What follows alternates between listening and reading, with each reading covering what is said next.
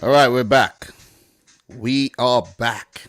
And we are here to do a preview of the midweek fixtures. We have 6 games this week, rearranged matches, and we just can't ignore these games. We can't. We got to chop it up. We got to preview these games, and I'll let you guys know my prediction for each and every one of these matches. We got Liverpool versus Man United, Everton coming up against Leicester, Chelsea versus Arsenal, Newcastle versus Crystal Palace, Man City play Brighton as the title race continues, and we got Burnley coming up against Southampton. So these are 6 very important fixtures, and as I mentioned, we got to talk about them, man. You can't be lazy. Can't be like, oh, I did a preview last week and I just did a review of the matches on the weekend. I'm taking a break, man. No, can't take any breaks. You cannot, man. We got matches to talk about and we are back to do just that. Look, the game tomorrow will be big. Liverpool will host Man United. I am going to be doing a watch along to that game. That's probably the first Premier League watch along I'm ever doing. Maybe the first one in a long time. So, guys, make sure you tune into that one. If you're watching the replay right now, don't forget to smash the thumbs up button. Thank you very much for coming back to another one. So, look, without further ado, guys, we're going to get straight into proceedings. We only got 6 games. I'm not trying to be here for 2 hours. I might actually be here for about an hour, 15 minutes. So, let's not delay any longer and let's keep things, moving. Let's keep the ball rolling. Big up to everybody watching the house right now. We got Owain, Dilworth, Ilyas Abs, Clinical. We got, who else? Mike Coppish in the house. Everybody in here right about now, man. Thank you very much for tuning in to another one. Guys, don't forget to smash your thumbs up button. Let's get those likes up very, very fast. Okay, look. Premier League homepage here. Why Alisson and De Gea ranked amongst the best goalkeepers. So, 2 very good goalkeepers. I think De Gea has found his form.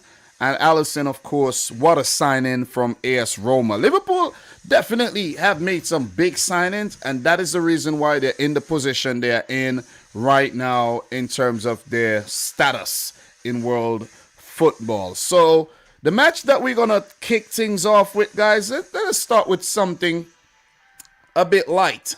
Let's just hit the fixtures. Let's start with the lightest match that's coming up this week.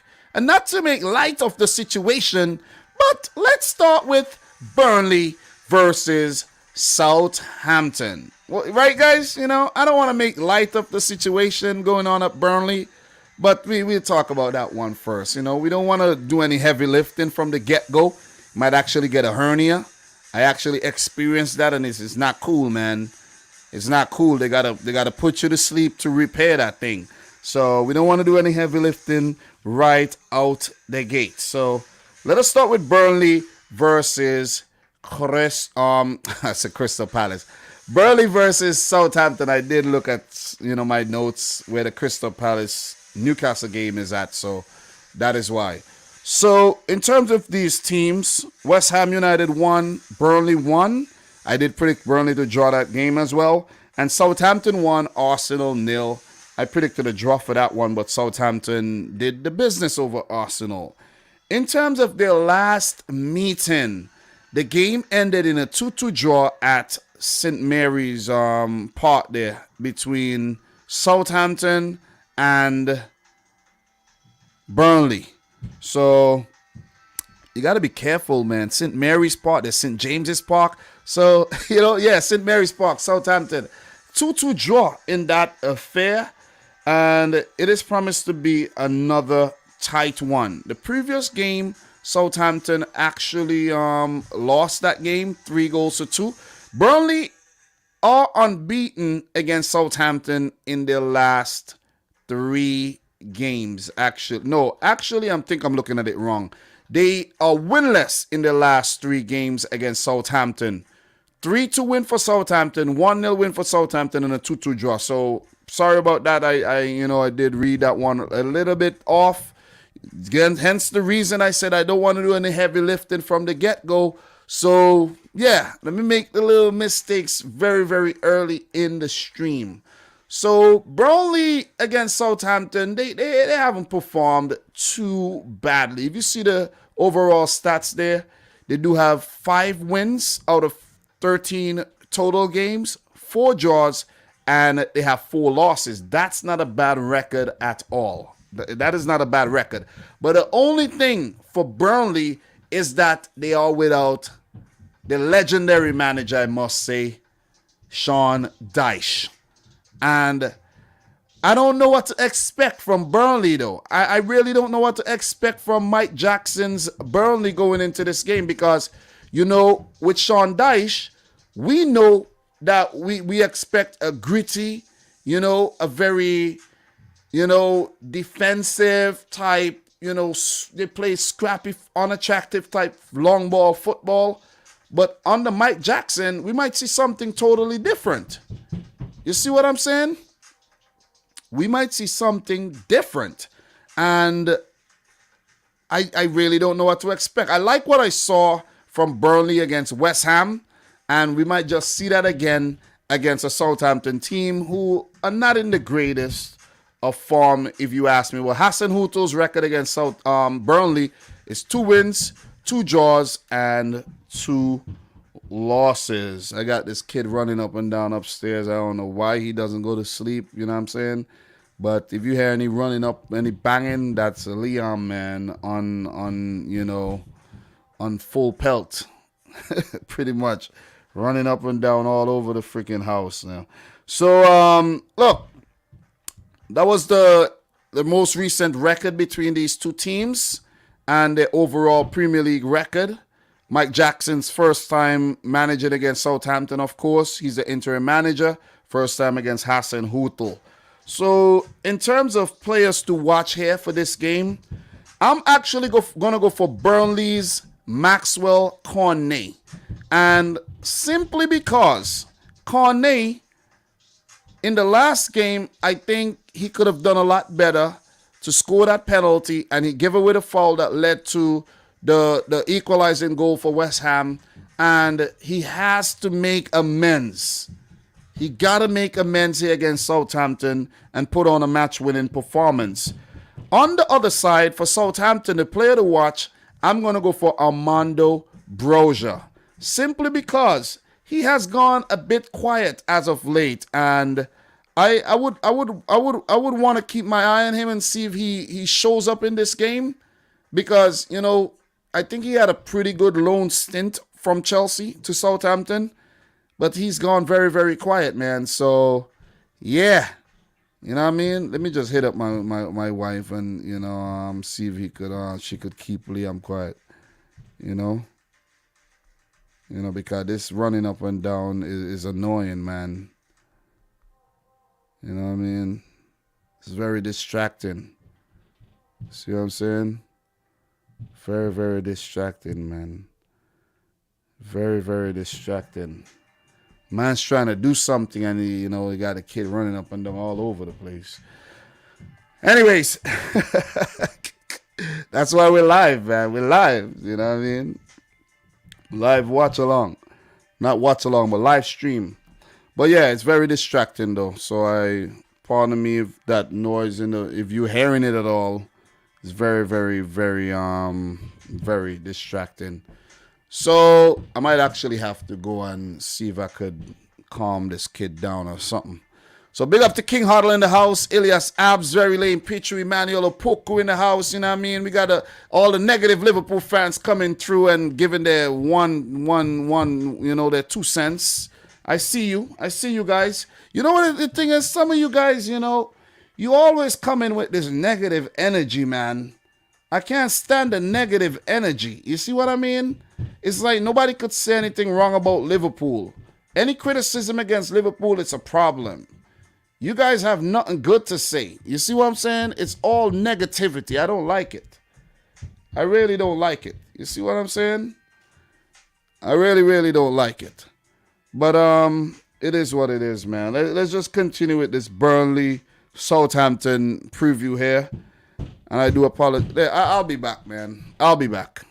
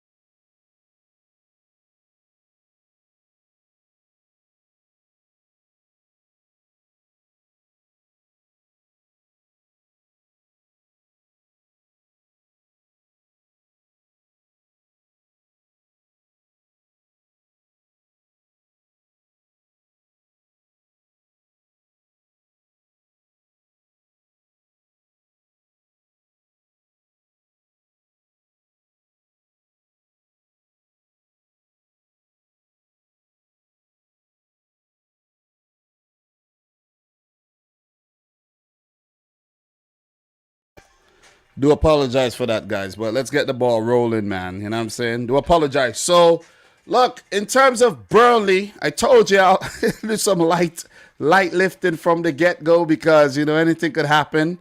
Imagine deep into talking Man United, Liverpool, and I have to leave, So, for Burnley versus Southampton here, player availability on Ben Mee, Jan Berg Goodmanson, and Ashley Westwood would all be ruled out for this game, while Erik Pieters is a doubt. For Southampton, from the research that I did, they appear to have a very fit squad with only Alex McCarthy still, trying to get back to full fitness, but he's now become the number 2 goalkeeper these days, or maybe even a number 3, seeing that he kind of hid his injury and it cost Southampton in one of those games. So I don't see him being a number 1 goalkeeper anytime soon anyways.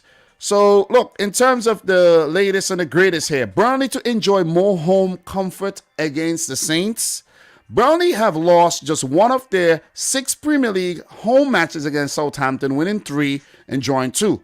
Though it did come in this exact fixture last season, 1-0. That loss, right?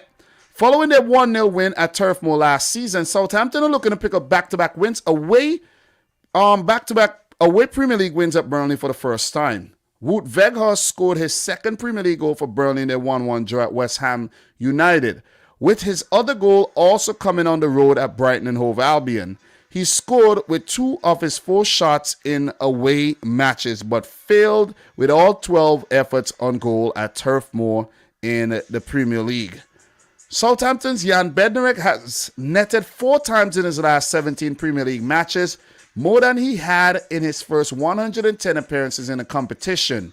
3 of these strikes have been the opening goal, while 2 of them have proved to be the winner. Stuart Atwell will be in charge of this game. And guys, in terms of prediction for this match, look, Burnley are in a desperate situation right now. Burnley are 18th, 3 points behind Everton with 1 game more played.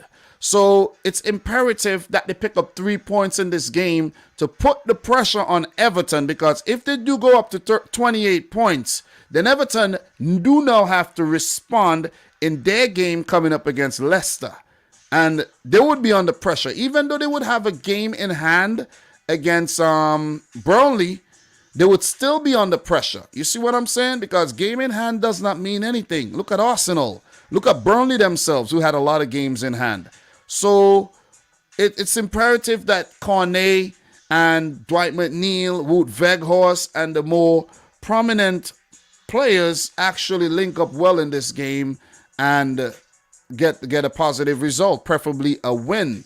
Look, I think they're going to be playing a more attractive brand of football under interim manager Mike Jackson. So it might actually work in their favor, because with Sean Dyche, you know how they set up.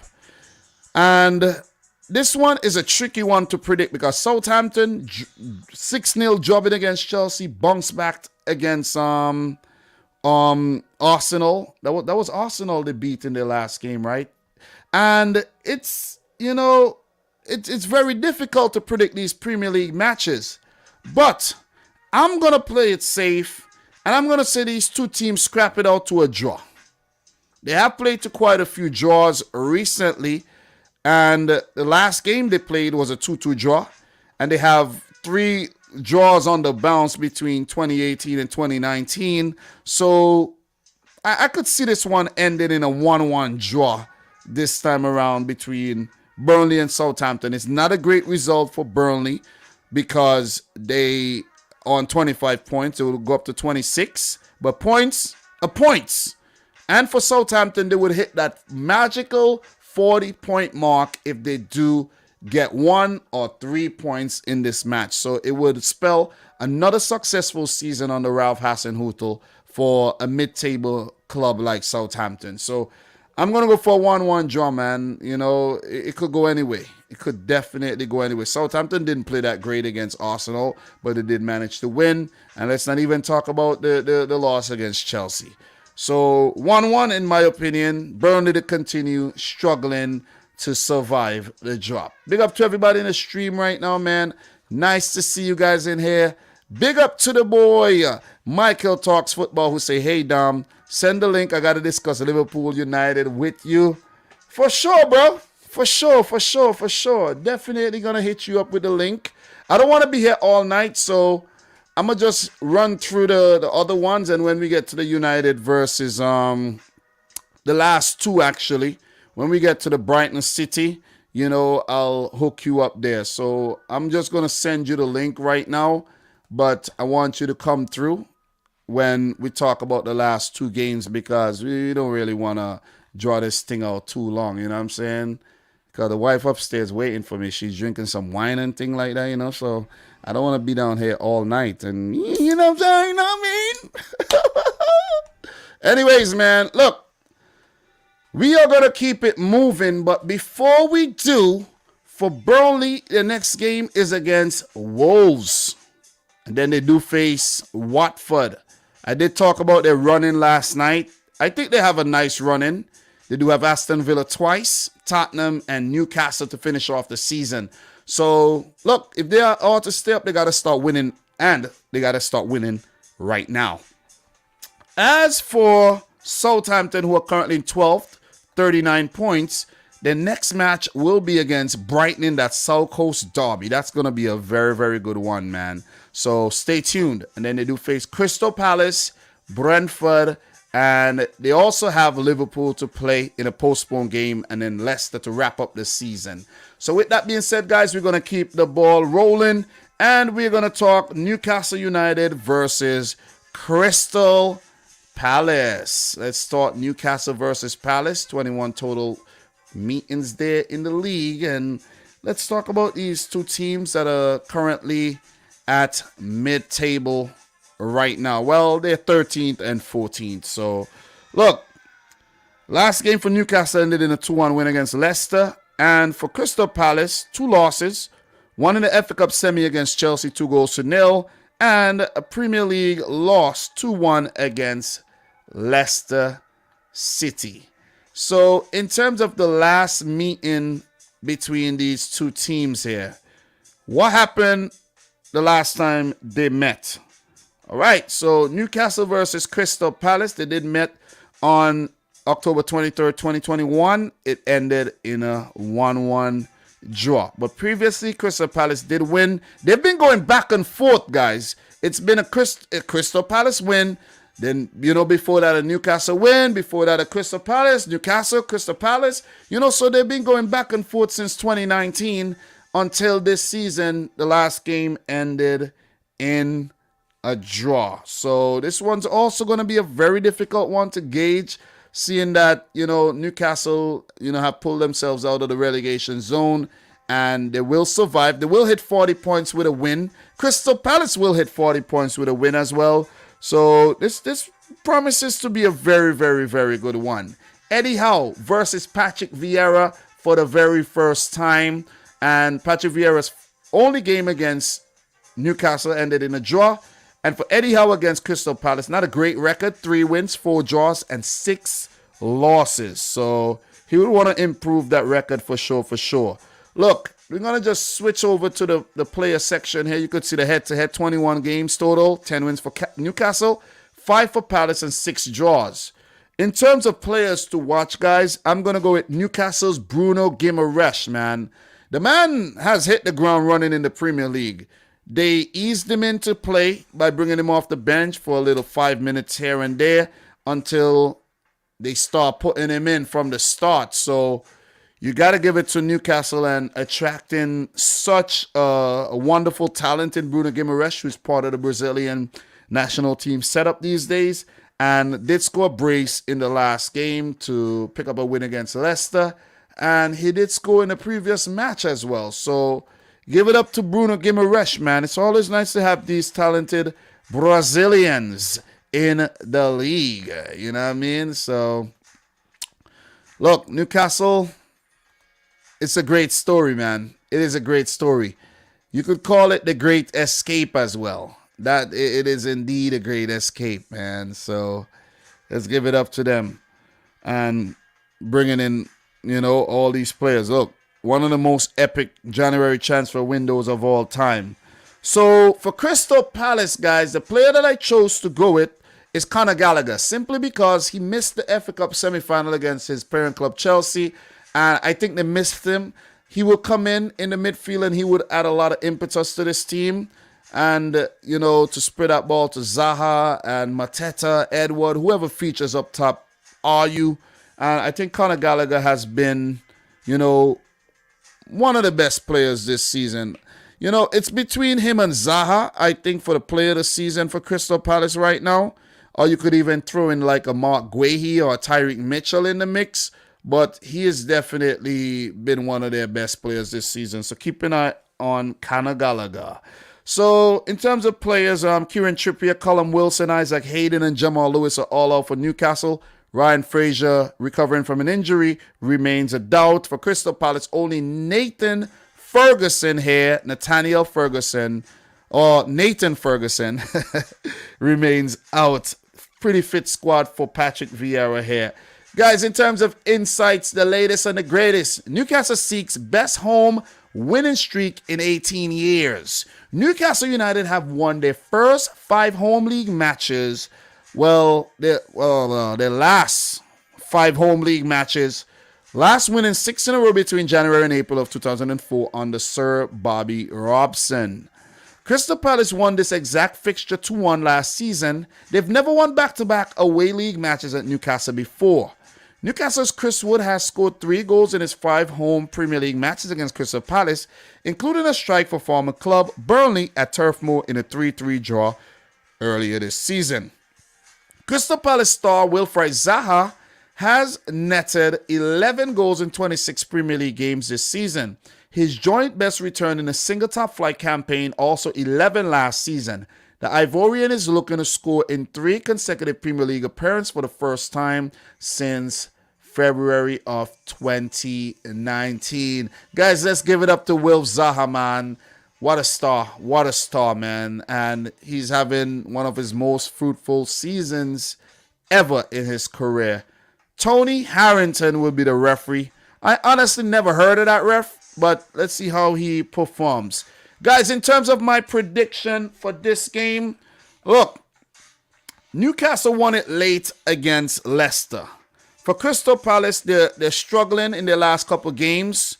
They're coming off of back-to-back losses. 1 in the league, 1 in the FA Cup. Newcastle's playing well at home. 5 wins on the trot. Eddie Howe came in and he has rescued this ship from sinking, basically. And you got to give it to them, man. You got to give it to them. They play some very determined type football. Never say die. Keep it going type football. And it's testament to the players that they brought in. You think Matt Target, you know what I'm saying? You think Chris Wood, even though he's not scoring a lot, you know, he's part of the team. He's part of the build-up. You think Bruno Guimaraes, Trippier before he got injured. You think Dan Burn. You know what I mean? So, look, it's you know, recruitment is everything, man. Recruitment is everything. And they saved their season. What if they decided to put faith in those players that were at the club and not spend anything during the January transfer window? They would have been down there in the relegation zone right now still. What if they didn't sack Steve Bruce? You see what I'm saying? So you got to make hard decisions, and I think they made a tough decision to sack. Well, maybe not such a tough, maybe it was a no-brainer to sack him, maybe a little bit out of his depth, and brought in Eddie Howe. But maybe some people look at Howe and say, nah, man, I don't know how he's going to rescue this ship, but he knows how, and he's done it. So Patrick Vieira, first season in the league, he's done a great job in my opinion. You know, if we go down to the record so far, 13th, 8 wins, 13 draws. That's not bad at all. You see what I'm saying? That is not bad. So out of 31 matches, they've only lost 10. That's not bad. So give it up to Vieira, give it up to Eddie Howe. They've done well in the league this season, I think. They will both survive. Who will get to 40 points first? I don't know, because I'm predicting this game to also end in a 2-2 draw. This is going to be an exciting one, end-to-end stuff. Zaha versus the likes of Alon Sid Maxima. Listen, it's going to be a good one. It is going to be a good one. I can't separate the two teams. I'm going to play it safe and go for a 2-2 draw. I could easily see Crystal Palace sneaking a win, and I could also see Newcastle sneaking a win. So I'm going to say honors even here. Honors even, in my opinion, man. So let me know your thoughts on this match in the chat. We'll definitely appreciate it. So for Newcastle, the upcoming game would be against Norwich. Then they play Liverpool and Man City in back-to-back games. So they do have a say when it comes to the Premier League title race. They might lose both. But luckily for Man City, their game will be at the Etihad and Liverpool have to travel to Tyneside. You know what I mean? Newcastle's good home records. You know what I mean? Let's see. As a City fan, I would love Newcastle to get something, but it's very unlikely. You know? But they do have to play City, Arsenal, and Liverpool. Very, very tough for them. But luckily, they've done enough to survive already, in my opinion. As for Crystal Palace, man. So, for them, unlucky not to get past Chelsea in the FA Cup semi-final. I think they played well in the first 65 minutes. But after that, they were out of their depth. They do have Leeds United coming up next Monday, followed by Southampton, Watford. They do have a nice run-in at the end of the season, finishing it off with Manchester United. Guys, how's everybody doing? Thank you for tuning in. Big up to Mike, a 2-2 draw. King Huddle. Disagree, Cadence. Okay, big up to you. Big up to Paul Nova in the house. Who else we got in here? Very late. Pichu Brighton completely shut down Tottenham. What else we got, man? Everybody in here, man. Appreciate you tuning in. Make sure you like up the video. Guys, we're not doing that well in terms of likes. Come on, we got almost 50 people in here. Let's smash the thumbs up button for the stream, man. We still got to talk Liverpool, Man United. I got Mike coming on. We got to talk Brighton City. We are 2 down. We got 2 more to go. And then I bring Mike on. So let us keep the ball rolling here. So the next game I want to talk about is a big one here. This is a big one. But before we get to this big one, I think Mike might also want to talk about this one, though. The Chelsea-Arsenal game. So, Mike, yeah, you might need to jump on pretty earlier.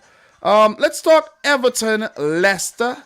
And then Mike and I will finish off the stream with the last 3 previews there. So, Everton versus Leicester here. Let's start this one. Let's definitely talk this one. Before I do, let me take a sip of my beer. This beer was supposed to be for my wife, but it's been in the fridge a couple days and she ain't drinking none of them. So I'm like, whatever, man. Since you ain't want them, I'm going to take them. Refreshing. It's a Heineken, guys. In the can here, it's, what is this? How much is this? This is actually, god damn. Where's the ounces here? 16. It's a pint. God damn.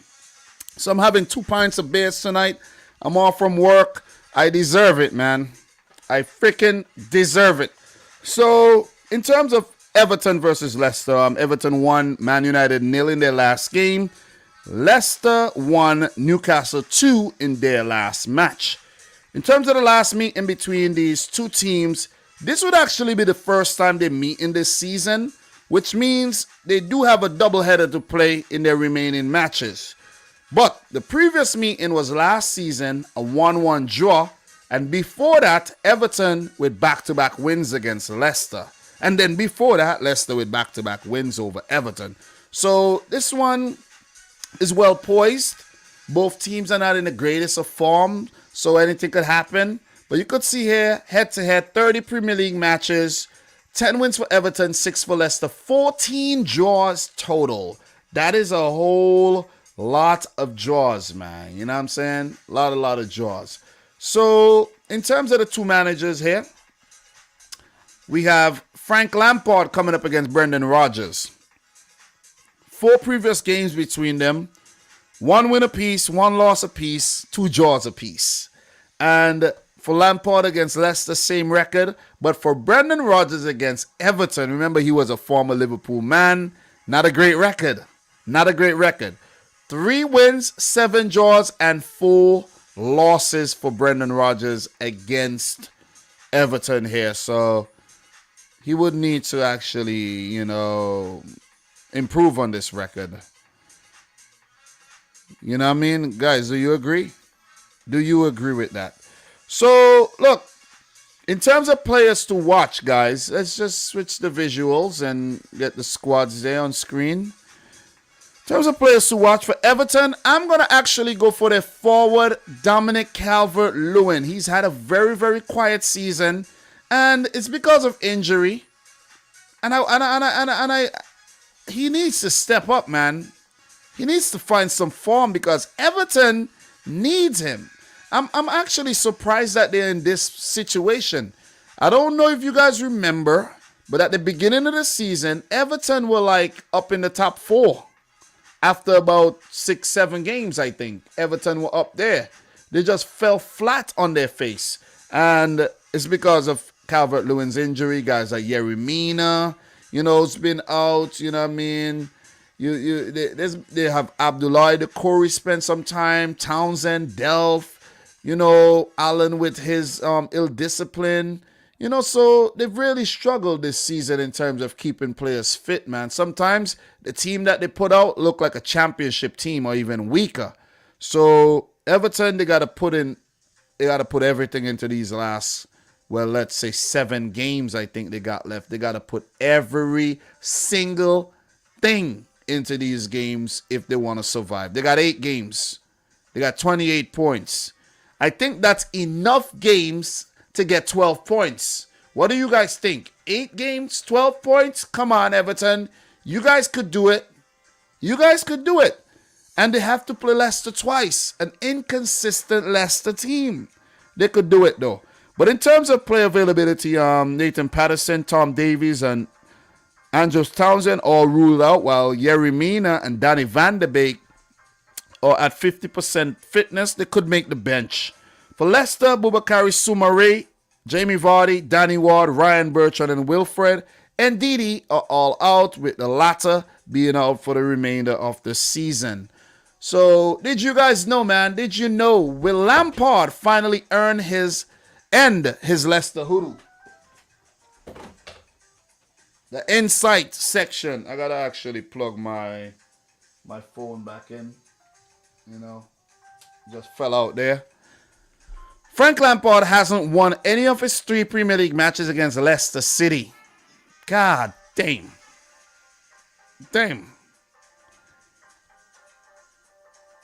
Premier League, though. He probably got 2 draws and a loss, though. But he did play Leicester in a cup game that he actually won. So 2 draws and a loss. All right, just so you know, because earlier I did say he got a win against Leicester, but it came in the FA Cup. Okay, so yeah, Frank Lampard hasn't won any of his 3 Premier League matches against Leicester City, drawing 2 and losing 1.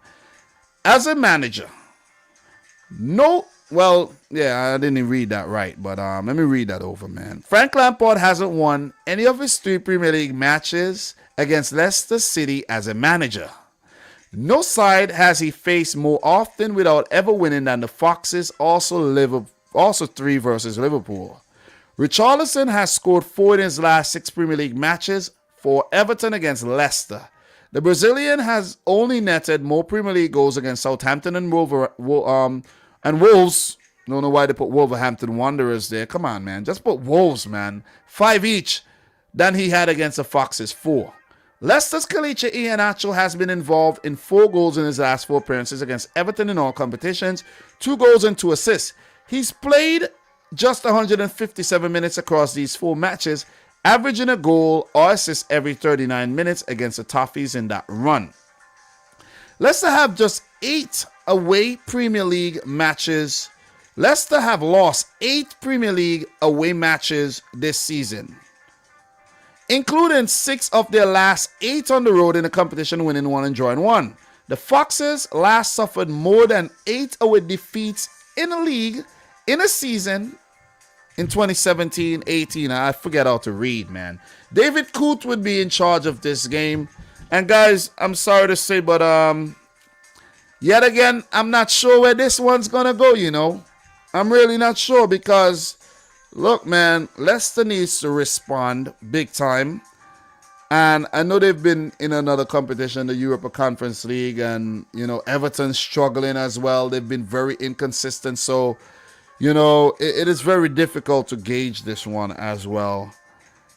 I'm gonna go for a draw, guys. Boring, very boring. But I'm gonna say, look, ideally Everton would want to win this game, but a point and a Burnley loss would be very good for them as well. Or a point and a Burnley get a point as well. That'd be good for Everton as well. I think points are points right now in the league. But I just can't see a separator here between the two teams. Also, I went on so much about Dominic Calvert-Lewin that I forgot to mention a player to watch for Leicester. And that player I went with is James Maddison because he came off the bench in the last game. And I could see him starting this match. And we know when he do play well, Leicester, you know, more than likely pick up victory. So, yeah. But for this one, you know, Leicester's not the same team without Jamie Vardy at all. Patson Daka, he has been a bit so-so lately. So we might see Kelechi Iheanacho from the start. Daka did struggle with a bit of injury in the last game, the loss there against Newcastle. So, you know, Dewsbury Hall has been playing well, but Tielemans has really fallen off a bit. I think he wants to leave, you know, so the Leicester team is in a bit of a transition right now. A lot of guys coming back from injury, getting involved in the first team setup. Guys like Justin and, you know, Fofana, Johnny Evans. You know, the way they lost the game against Newcastle as well don't give me a lot of confidence when it comes to Leicester, man. So I do expect them to rotate again too. So weekend match, Conference League next week. So yeah. And for Everton, they're going to give it their all, man. I think they are getting their players back. Allen, Delph, you know, Yeremina could be back in training as well. I think Pickford is determined not to go down. You know, Godfrey, Hallgate, you know, Seamus Coleman. The teams, you know, Richarlison, you know, Calvert. Look, the teams, you know, Anthony Gordon, the team's looking a lot better than they did in a few games recently. So I don't see them losing. I'm going to play it safe and go for a 1-1 draw. I'm going to go for another. You know, I have a lot of draws today, man. I have a lot of draws. I have a lot of draws predicting today. And I do have another draw to predict as well. But look, Mike, bro, you could come through. If you still want to come on, you could come through. And we're going to discuss the last 3 games. I've been live for 40 minutes. So we'll spend the next 35 minutes or so and discuss the last 3 and call it a day. I don't plan to be super long tonight. But if you guys haven't yet smashed the thumbs up button and make sure you do so, I will definitely appreciate that. So Everton, guys, 28 points. Their next game will be against Liverpool. So some tough games coming up for Everton. But I think the Leicester City games are very key. And they have to at least win one of those. If they lose both the games to Leicester, it's very unlikely that they're going to win the games against Chelsea and Liverpool. So it will leave them with a lot to do against Watford, Brentford, Crystal Palace, and Arsenal. But I could actually see them surviving. I actually want them to survive. It'll be kind of weird seeing Everton in the championship, though. It will be. It will be when you're really thinking about it. When you're really thinking of, yeah, I'm sitting on the fence big time, man.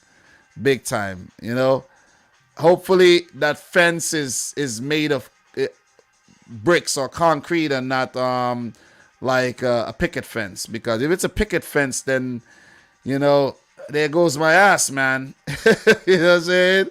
So I am on the fence. The big up to Mustafa Mujic in the house. Fresh God, man. Nice to see you. You know, thank you very much for letting the people know to hit up the like button. And we got Mike. We got Mike in the house. Let me get my headphones, Mike, before I bring you on. And then we're going to chop it up. Definitely going to chop it up, man. So, bam. Silence. Got a guess. Big up, Mike. How are you doing? Good, bro. How about yourself? Thanks for having me on. Bro, you're in America right now. We on the similar time zones. You're 2 hours behind, but at least you're not like what is Finland like? How many hours above ahead of us? 7 hours ahead of you and 9 hours ahead of me.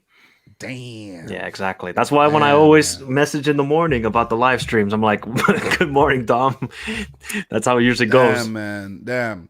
So, look, Mike, we got three big games to talk about left, Yep. remaining. I'm not going to waste time because I have a long night ahead of me. I have some things to do. I got to, sleep. I'm off from work, so I want to capitalize on, the day off. You know how it is. I know how it is, bro. So, we're not going to delay things. We're going to go into Chelsea versus Arsenal here, and I'm just gonna run through a few things, and then I'll hear your thoughts on the match. So Chelsea Arsenal, Chelsea 6, Southampton nil in their last Premier League game, and in the FA Cup they defeated Crystal Palace 2 goals to nil. Arsenal are coming off of a 1-0 loss against Southampton. In terms of the last Premier League meeting between these two teams, let me just pull that up. I should have actually pulled that up already in terms of the recent record. So I got it right here. All right. So the last game, it was a 2-0 win for Chelsea. But before that, Arsenal, including the FA Cup final, won 3 on the bounce. So, they've had a good run against Chelsea recently, only losing one of their last 5 games. You know what I mean? So that is not bad at all. That is not bad. But we know what's going on with Arsenal right now. So in terms of Tuchel versus Arteta, this will be the third meeting. 1 win and a loss for both managers. And the same record for Tuchel against Arsenal and the same record against Arteta. But Arteta against Chelsea is a good record. He's won 3 out of 6, drew one, and lost twice. So that's not bad at all. So, Mike, I want to hear your input here, though. In terms of players to watch for both teams, right? I'm going to let you know my players to watch. You're going to let me know yours. For Chelsea, I'm going to go in with Timo Werner simply because I think he's played well in the last couple starts that he got. I'm one of his biggest critics. I rip him a new one every time I can because I know what he's capable of doing. We saw what he did in the Bundesliga, and he just came to Chelsea and he has not replicated, that he's been terrible. Yep. You play 40 something games, you only got 3 goals as a forward. That's not good enough. But and even in the game that he scored a brace against Southampton, he should have scored 5. So, still a little criticism there. So I'm interested. I want to see if he's gonna do, continue playing well. And for Arsenal, of course, I'm gonna go for Bukayo Saka. I think, he was unlucky not to score against Southampton, and Arsenal were unlucky not to score. But if they manage to get Saka on the ball and he plays well, it could be a positive result for Arsenal. Who do you have to watch here? For Chelsea, I'll go with Mason Mount. I think he's been pretty deadly for them in the last couple of games. He's very, very influential. Him, Kai Havertz, obviously Timo Werner, they've been killing it for Chelsea in the last couple of games. And it seems like that's now the front three that Thomas Tuchel likes. And for Arsenal, it has to be one of the attacking players. I mean, they have to score. I would love to see Pepe get a start and at least, see if he can add something different because now Martinelli, Saka, Smith Rowe, Erdegaard, they're not doing it. They 1 goal in the last 3 games against Crystal Palace, Southampton, and Brighton. That's not good enough for Arsenal. And if they really want to finish in the top 4, I think Arteta has to throw a different sort of lineup at Chelsea on Wednesday in order to win this game because this is a must-win for Arsenal. They have to start winning because their schedule is tough for the rest of the season.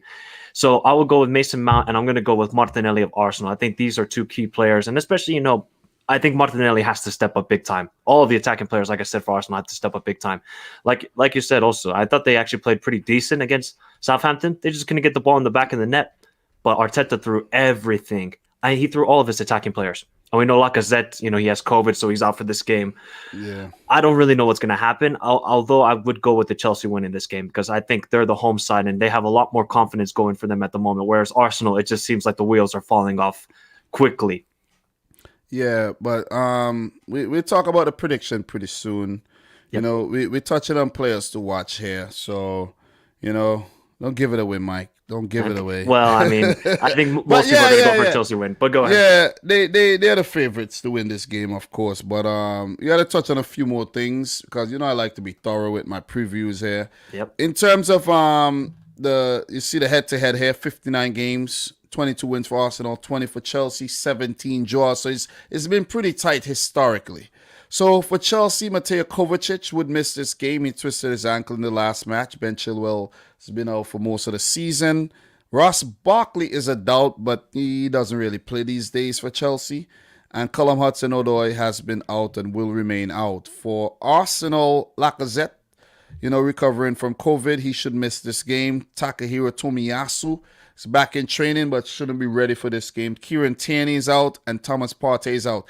These are four big players, key players out for Arsenal. And I think this is what's affecting Arsenal's progress right now. Partey, Tierney, Tomiyasu, these guys are all key. Lacazette dropping back, you know what I'm saying?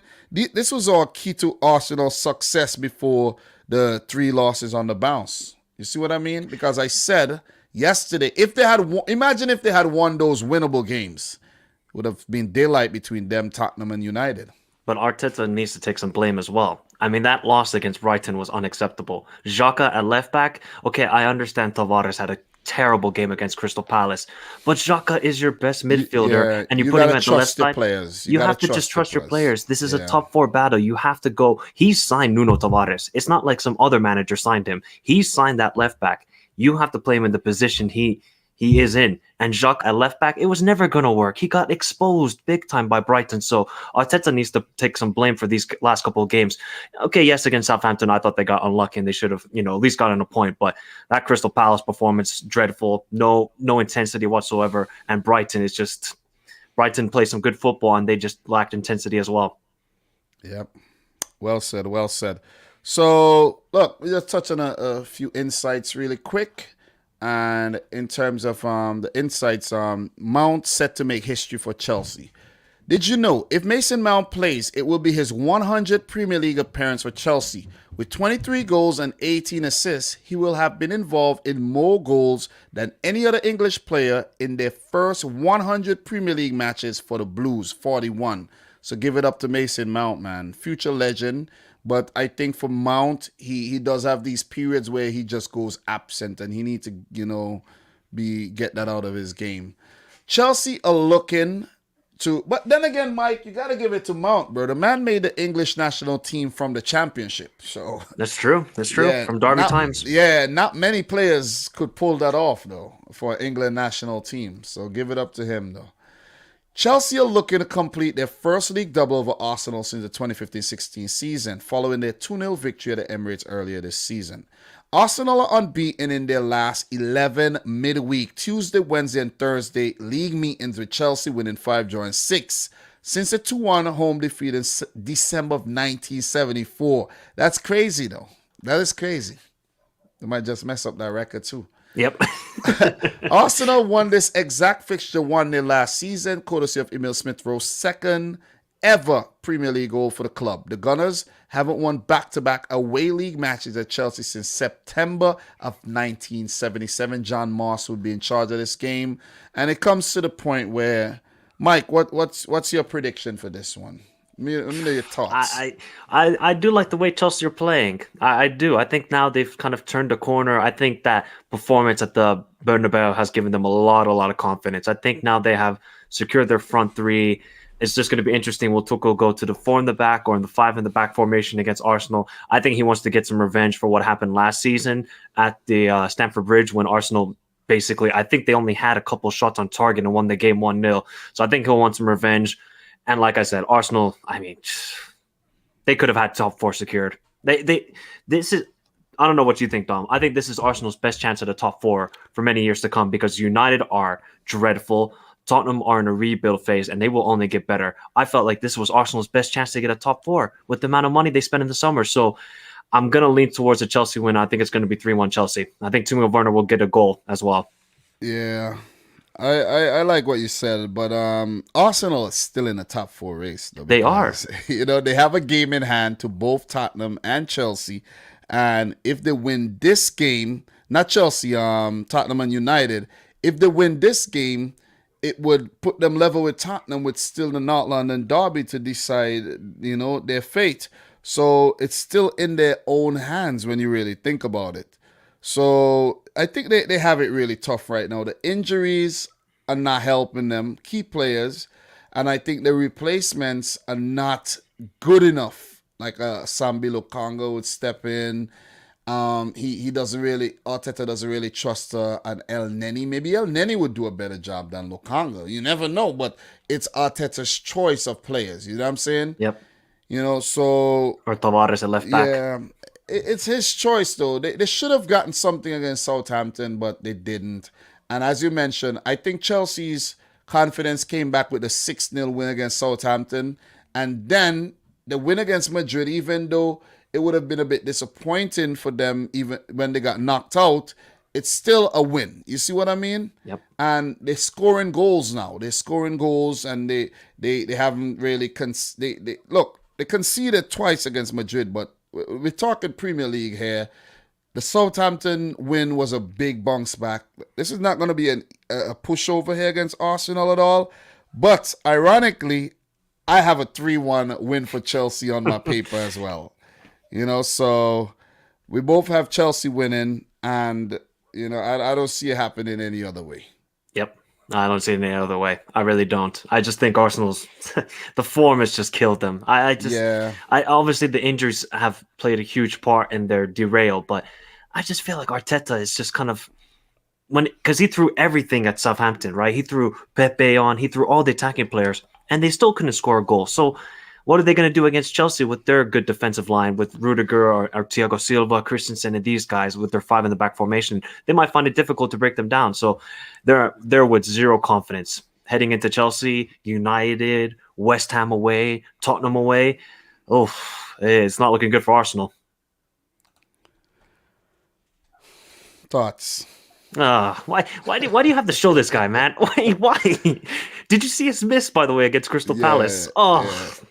Thoughts, man. You could see the stats right here. Romelu Lukaku, he's been in the Premier League for a while, you know what I mean? But in terms of this season, let's get the stats. 20 appearances, 5 goals, 12 wins, 4 losses he's been involved in. But 20 appearances, 5 goals to me is not good for the money they paid for him at all. That is not good at all, you know what I mean? Where's big chances missed? And he doesn't he does big chances created, 3 crosses, 6 in terms of he hit the woodwork twice. He missed 3 big chances. So he should have gotten about 10 goals if he was more clinical, and that would have been okay. He's been injured, and he's also been in the news a lot. That was a dumb interview that he did. It went all downhill after that interview. Yeah, that was so stupid, man. You know what I'm saying? He's screwed his career. I just don't think he has a future with Chelsea anymore. Well, let's not say he screwed his career. Let's say he screwed up the whole Chelsea comeback, because I think all he ever wanted was to play for Chelsea. When you really think about it, right? But who's gonna take him on, Dom? With him being this way, he's a very outspoken person, which is good to hear as well. But you have to back it up on the field, and he's not doing that at the moment. He's gonna go back to Inter. I don't know if they want him.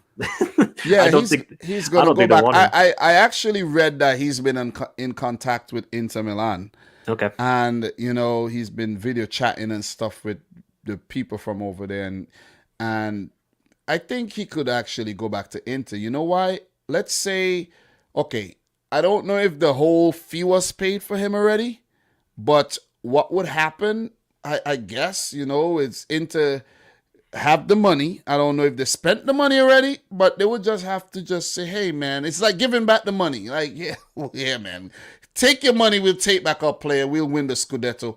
I don't know if they're going to win the Scudetto, especially if they don't win the Scudetto this season. Let's say AC Milan wins the Scudetto or Napoli. Then I think Inter definitely goes back in for Lukaku because he's not happy there, man. Yeah, I just don't think he's going to play in the Premier League anymore. The only Yeah. other club I see him playing in England is Newcastle. That's the only other side I see him paying for him. And don't be shocked if he goes to Newcastle. That won't be a good move, in my opinion. That would not be a good move. You know what I'm saying? Why wouldn't it be a good move? Because look, he flirted with going back to Inter. So the only place I could see him going back to is Inter, and not, another club where he could go and do the same thing again and disrupt the dressing room. You see what I mean? Yeah. I just think he wanted to prove something in the Premier League again, and it just completely backfired on him. You know what they say? Sometimes your mouth could just get you in a whole lot of trouble. Sometimes it's just good to shut up, man. And that's what I've been doing for my whole life. Shut up and move on. Yeah, I think if he had kept those thoughts to himself, he would have been scoring a lot of goals. And, talk to your wife or your girlfriend about these things. You know what I'm saying? Don't go in the media and put out these. That's, oh, man. I just don't get it. I really don't with Lukaku. But hey, you know what? Yeah. He's only got a couple more months maybe at Chelsea, and it's all over for him there. And he can go back to Inter. The fact that, Tuchel is actually insulting him now by not even starting him.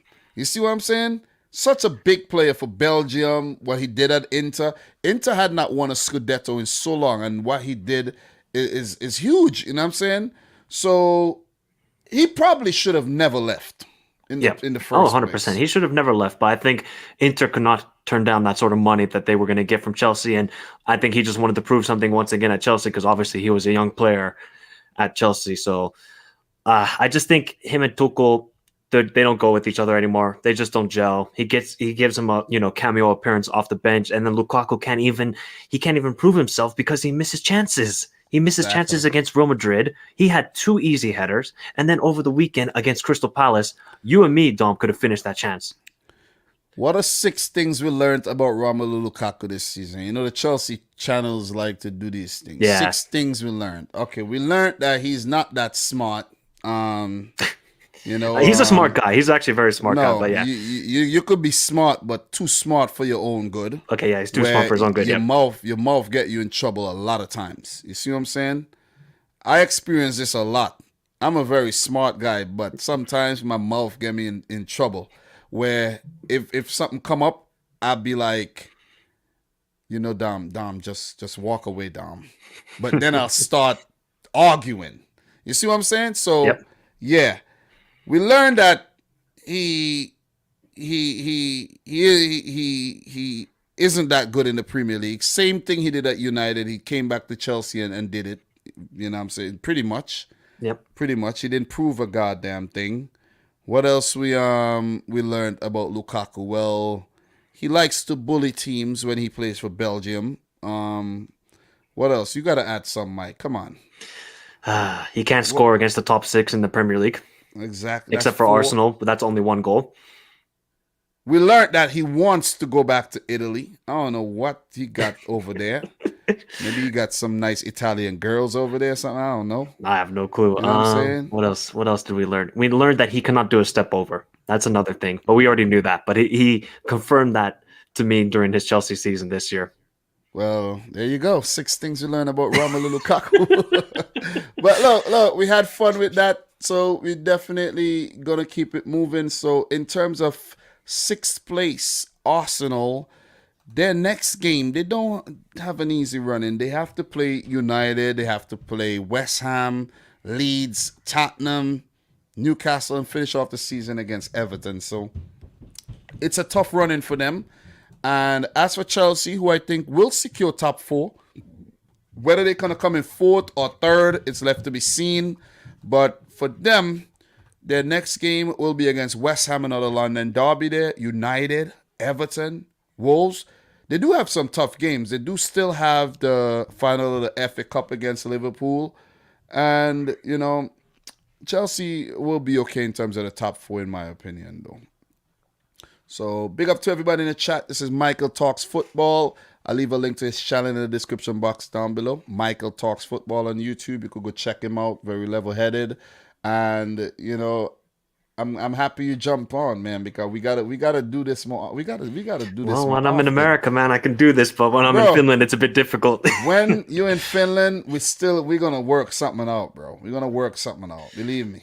Yeah, we will. We Because work now you're something off out. work Monday, Tuesday, we can work something out. Exactly. I hit you up about an idea. We're gonna trust me, bro. That's gonna be a Yep. fun thing we're gonna do, and we're gonna keep the ball rolling, man. So we're gonna keep it moving, guys, and let's go over to the fixtures. And the next game that we're gonna talk about is Man City versus Brighton and Hove Albion here. So this one's not something that we're going to spend a very long time on, but still, this is very important in terms of the title race here, Mike.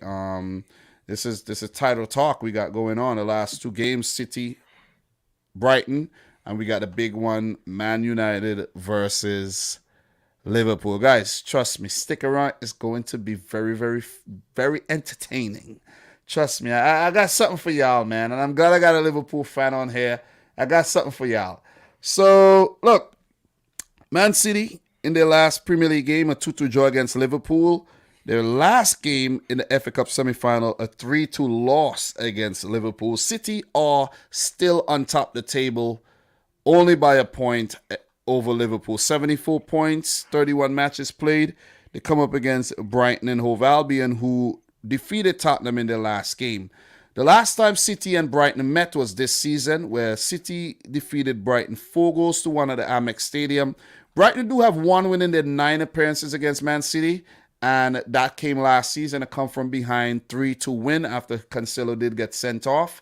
These teams did meet in the FA Cup semi-final back in 2019. City won the game a 0-0. So it's pretty much been very one-sided, Brighton and Man City, where previously, before that win, they had only scored twice across, 7 games. So 8 games or so. So this fixture before it's City's winning the game. Even this season, City's winning the game. But you see, Brighton, they're a very tricky team, man. A very tricky team. So Potter versus Pep, and this will be the 7th meeting. 1 win, 5 losses. And the inverse of the results: 5 wins for Pep, 1 loss for against Potter. Against Brighton, 9 wins, 1 loss. So in terms of players to watch here, Mike, I want to hear what you have to say in terms of only players to watch. Leave the prediction until the end. Gotcha. For me, for City, I'm gonna go with players I think who should come back in the team. I think De Bruyne and Ruben Dias should be put back into this team. And this is a perfect game to put him back in the team. Bissouma isn't playing, so you ain't got to worry about anybody destroying De Bruyne's ankles in this match. So bring De Bruyne back in, bring Ruben Dias back in, and get these guys ready. Even if you don't play them for the whole game, I think you get them in. And these are my players to watch because they're so key to Man City actually doing well. And for Brighton, no other than the Belgian, Leandro Trossard, man. It seems like this guy has been hitting the gym. He's bulked up, and he's stronger than ever, man, and more determined. So what are your thoughts? For Man City, I like the Kevin De Bruyne shot. I think he's been your best player for the last couple of weeks. I think he's been excellent. He's showing that old Kevin De Bruyne form. I think we got to go. This man has got to step up and start scoring some goals, Dom. The 100 million man, the Gucci merchant, the Gucci man, Jack Grealish. He has scored in the last game. Dom. He scored in the last game, What did he do for that whole entire game except for scoring? Please, I just want to know. Bro. But I'll continue. I think he needs to show his 100 million now in these last couple of games. Man, look good on the touch on the flank over there. You know, I don't know. I didn't really do much, to be honest. But anyways, I'm going to continue. So I think Jack Grealish, this is an opportunity for him, right? Brighton love to play some football. He can go 1-on-1 against either Lamptey or I can't remember the right center back's name for Brighton. Is it Duffy? I can't remember. Well, Duffy won't feature, but Veltman does best center back. Yeah, the Dutchman Veltman. So yeah, I think that's a good opportunity for Grealish to get his, he can now prove himself in these last couple of weeks for City, becoming that big game player. Because look, it's been a flop, but also the price tag is we shouldn't just all speak on the price tag for him. He just needs to show up, right? He just needs to show up. And then for Brighton, I want to shout out Ecuadorian Moises Caicedo. I think this guy is an excellent midfielder. He has proven himself. Only 21 years old. What a talent Brighton have. They don't have any attackers. I checked in their, I think, last 2 games they've played without a striker. They're playing this sort of false 9 with Mwepu or McAllister, and they're just kind of just being like these kind of just free rollers in front. So I like the way Brighton are playing. So I like to shout out these 2 players. I don't think the thing about I'll get into this more, but the Brighton play a very attacking style of football. They're not a type of team that would sit back and play very compact and just put 11 players behind the ball. They're gonna take the game to you. Mm-hmm. You see what I'm saying? And I think that could also be the Achilles heel as well. You see what I mean? Because when you come up against the quality of Manchester City, it's either that on the day they're going to do well or they're going to do very bad like they did earlier this season. And I think that's how they beat us last season, because they took the game to us. There was nothing really to play for, and they came from behind and they won the game. So, look, I did mention that Cucurella and Lamptey would be key for them as well, because just with their pace, getting in behind of City's high line as well. I think I don't think Grealish cannot start this game. Yeah, I don't think so either, because he's going to have to do some backtracking. But you cannot put Grealish up against Lamptey. It has to be Sterling and Lamptey battling it over there. These 2 guys are pacey. Grealish would get destroyed by Tariq Lamptey. You see what I'm saying? In my opinion. That. So Grealish, in my opinion, doesn't really feature in this match. Look, in terms of the player availability here for City, Walker is a doubt. Jesus is a doubt. He got a knock. But Kevin De Bruyne and Ruben Dias should be back as they made the bench in the Liverpool FA Cup semi-final. For Brighton, Steven Alzate, Colombian international, he's a doubt. Jakob Moura out for the rest of the season. Shane Duffy out, and Yves Bissouma suspended as he has picked up 10 yellow cards already this season. So, insights. Did you know Man City's Phil Foden has been involved in 5 goals in his 3 Premier League starts against Brighton and Hove Albion, scoring 4 and assisting 1. The 21-year-old has scored more Premier League goals against a Seagull than he has against any other side in the competition, 4. Man City have won each of their last 18 Premier League matches on a Wednesday. Only Liverpool have had a longer winning run on a specific day of the week, 21 on Saturdays between 2018 and 2020. Brighton won a 0-0 at Liverpool last season and could become just the 3rd team to win away against the reigning Premier League champions in successive seasons, after Tottenham Hotspur versus Leicester in 2016-17 and Chelsea in 2017-18, and Liverpool versus Man United in 2001 and 2002. Leandro Trossard, who we spoke about earlier, has scored 6 Premier League goals for Brighton this season, his best return in a single campaign. The Belgian opened the scoring against Arsenal and netted the Seagulls winner against Spurs in the last 2 matches, with no Brighton player ever scoring in 3 consecutive Premier League away games before. Mike Dean would be in charge of this game. So the stats here, and the recent form between the teams and all of the, that good stuff season so far. Look, Mike, what's your prediction for this one, bro? City are hurting. Can you imagine? City haven't won in 3 straight games. It's been a draw, and a loss. Haven't seen that for a while for when it comes to Manchester City. I know. Look, Brighton have been playing some amazing football recently. I love Graham Potter. I think he's a fantastic manager. Everybody talks about him, but I think he deserves his kudos, because Brighton, they don't spend the most money. They have quite a low budget. They kind of do sort of like a money ball tactic. And one thing I want to say is they need a striker, and they're going to get a striker from Belgium who's going to come there next season. So watch out for him when it comes to Brighton, because Malpain and these guys. Wait! Don't tell. Is it De Catalea? No, it's Dennis Undav. He plays for the team that are in first place right now in Belgium, Royal St. Gilles. So, I don't know that player though. Okay, yeah, Dennis Undav. You got to watch out for him next season when he comes to Brighton. But anyways, so Brighton. Wait, that is, just make sure you write that down for us. I got it up here. I got it up here, Dom. Okay. I don't need you gotta write. You gotta write things down, bro. I don't have my books here. It's back in Finland, but I think Brighton, they've been playing some good football. Manchester City are hurting. I fear the worst for Brighton in this game. I'm going to go 3-0 Manchester City. As much as I want to say Brighton are going to win or get a point, look, I'm going to be fair here and speak some facts. It's going to be Man City 3-0 win. Yeah, I'm going for a 2-0 win for City because we've had a good record, against Brighton. And what we did this season already, I think it's just a team that we play very well against, you know what I mean? And we're going to be at home. With no Basuma. Yeah, no Bissouma to, do the hard work in the midfield. And I think this might be a too much of a big occasion for Caicedo. You know what I mean? I think we'll handle this game very well. Kevin De Bruyne should come back in if Pep doesn't want to risk him. I think we should have enough. Like the 11 that we fielded against Liverpool on the weekend, I think Pep could have fielded that 11 against Brighton, but he doesn't want to risk. I don't think Pep want to risk the Premier League. So he said, you know what? Let's take the gamble in the FA Cup, and in the Premier League, let's play the best possible team. I think that's the whole rationale with Pep Guardiola. So I think we're going to win the game. Ederson is going to be back. We're not going to have... look, Ederson almost pulled off what Zach Steffen did. Yeah. But Ederson is skillful.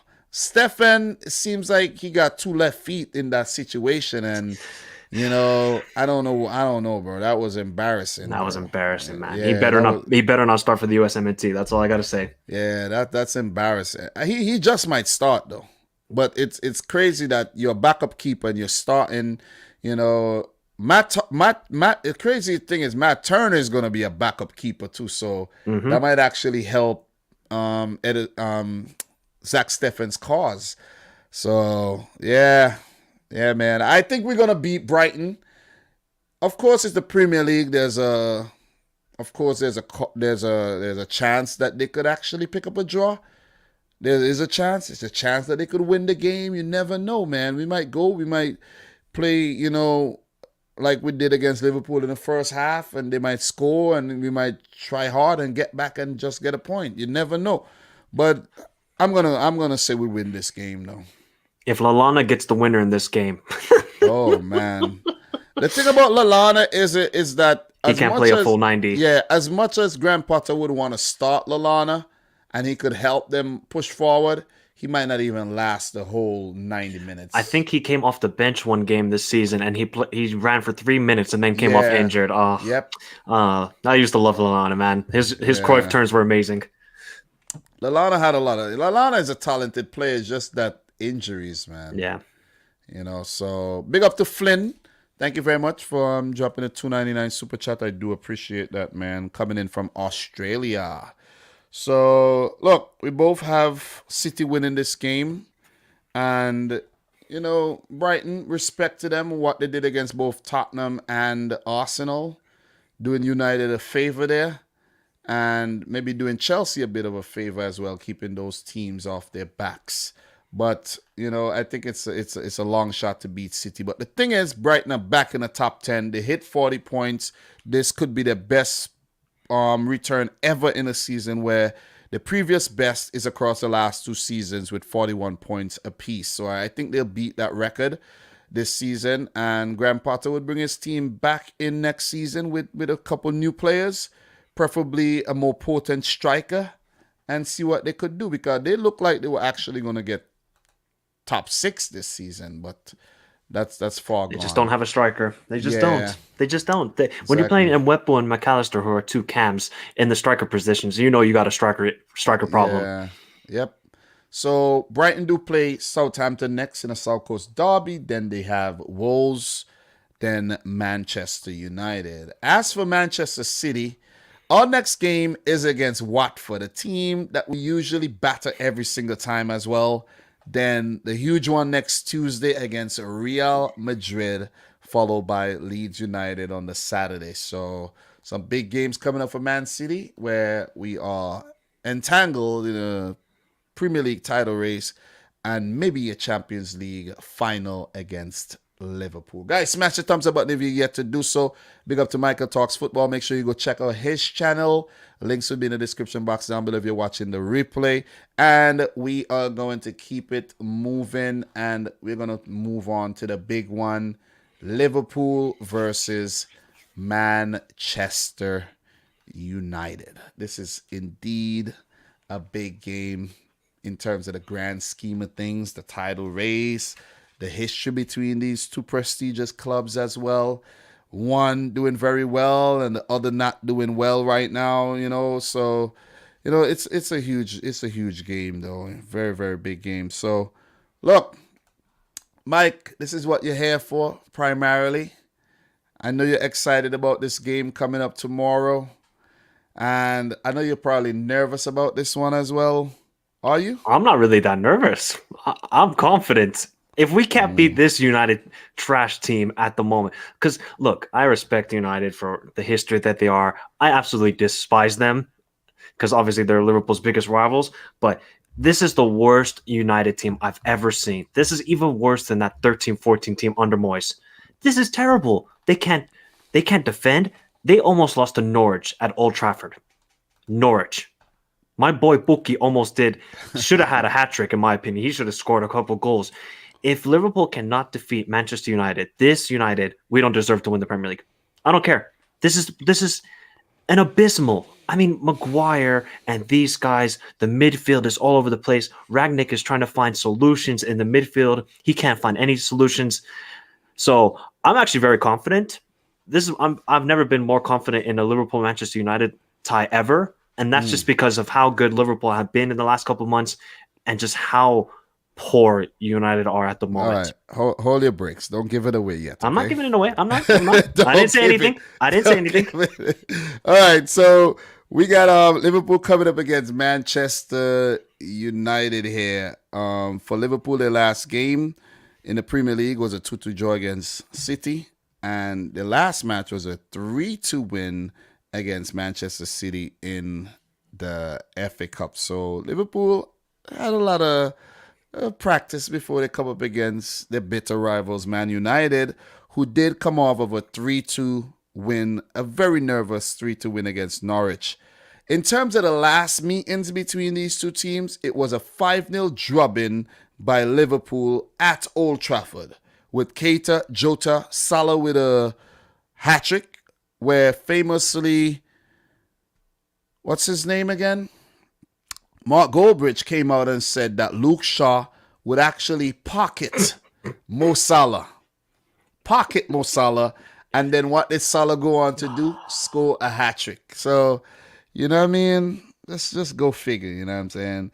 So look, Mike, in terms of Rangnick versus Klopp, this will be the 14th meeting as they met in the Bundesliga previously. And Rangnick got a decent record over Klopp. 6 wins, 5 draws, and 2 losses. Klopp against Rangnick, the 6 losses, he has only picked up 2 wins against Ralph Rangnick teams in the past. This will be the first time Rangnick would be managing against Liverpool, of course, and Klopp against Manchester United. A decent record, 5 wins, 7 draws, and 3 losses here. In terms of players to watch for me, for Liverpool, I'm going to go in with Alisson. Simply because I think he has been Liverpool's savior. That's what he's supposed to do. He's in the goal to save, and he's doing his job. We know a lot of keepers don't do their jobs as well as Alisson does his job. And I'm telling you, some of the saves that this guy's pulled off lately, it's like in the FA Cup there against Jesus, the Sterling save against, in the last 2 games, it comes to mind. So you got to give it up to Alisson, man. And for United, I'm going to go for their goalkeeper, David De Gea, because if they are to get something, De Gea has to come up with some huge saves. And Cristiano Ronaldo has to show up. He can't go absent like he did in the first game. That was embarrassing. So that's my players to watch. Who do you got? I think for Liverpool, it has to be Salah. If there's any game to get his form back on, it is this matchup. The team he scored a hat-trick against, he must score. I don't recognize this Salah. Yes, I think he's now playing a little bit better with his pressing and possession wise. He just needs to get the goal. And this has to come now.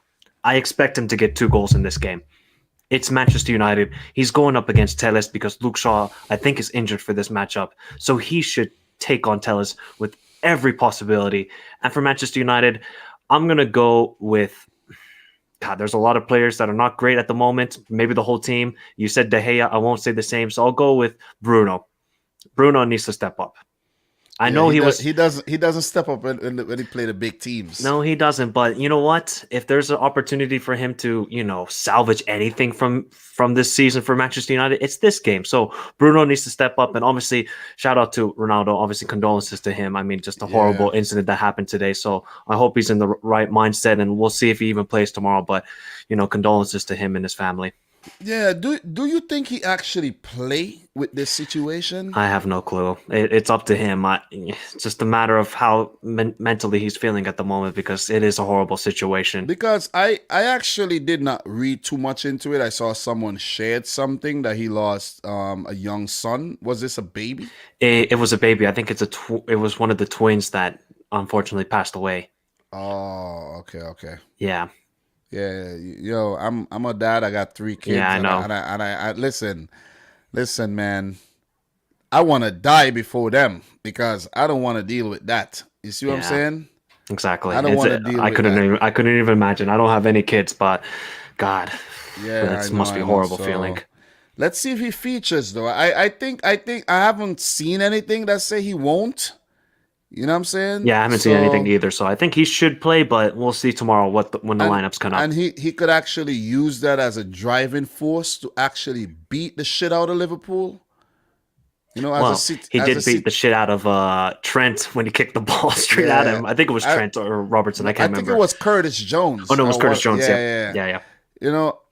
I as a City fan, I'm hoping that something like that happen. You know what I'm saying? Just putting it out there, man. So... Yo, you could see the record there. 59 matches, Liverpool 17 wins. Man United with 28 wins, 14 draws. Mike, I was actually doing a bit of research here. The last time Liverpool did a league double over Man United was 08-09. The famous 4-1 win at Old Trafford. Since the new millennium, United have done so many league doubles over Liverpool. 3 after that 08-09 and many more before then. 13 Premier League titles to Liverpool's 1. You guys are out for blood. You guys are definitely out for blood, and the league double, it's on. Wait, Dom, wasn't it 13-14 that we did the league double over them? I'm trying to remember. No. What was the home match? It was 08-09. I actually had this up, and I have it right here still. 13-14, you actually won. Because we beat them 3-0 at Old Trafford. I cannot remember the home game though. What was the home game? Did we beat them at home? Actually, I think you did pull off the league double that season. Yeah, I think you did. September. September. Yeah. You're right. I think I missed that one because there was a they did beat you in the League Cup that season. Yeah, so 13-14, you did do the league double over them, and the last time before that was 08-09. So, yeah.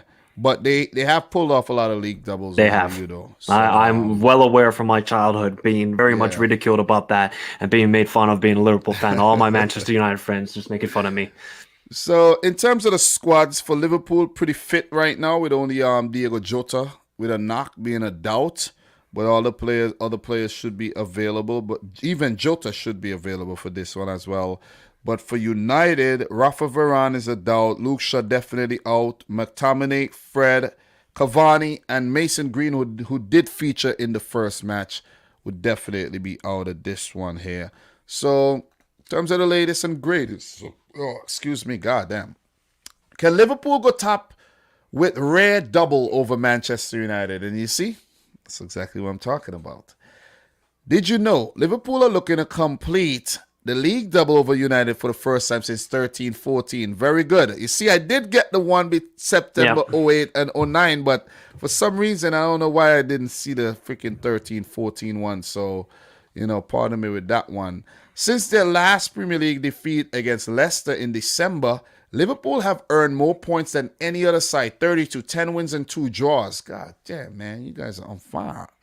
You know, a win or a draw against Man United will see them finish the day top of the table for the first time since the 1st of October, having been 14 points behind Manchester City as recently as January 15, albeit with 2 matches in hand. So technically about 8 points ahead. Still to bring it from 8 to 1 is pretty good though. Yep. Man United are winless in the last 5 away league matches at Liverpool, drawing 3 and losing 2, netting just 1 goal in these contests. The last had a longer run without an away league success at Anfield between September 1970 and December of 1979, 2 draws and 7 losses. United have lost their last 2 Premier League away matches, as many as they had in their previous 39 on the road, winning 23 and drawing 14. They have only lost 3 consecutive Premier League away fixtures on 3 occasions: October 1994, January 1996, and April 2009. Mike, it comes to the point where we talk about the prediction. Martin Atkinson would be in charge of this game. Do you think that Liverpool are going to pull the league double over Manchester United? Do you think that they lose 3 on the bounce on the road like they did in those years that we just mentioned? Of course. What are your thoughts? This is an easy Liverpool win. I'm not even trying to be cocky here or be confident.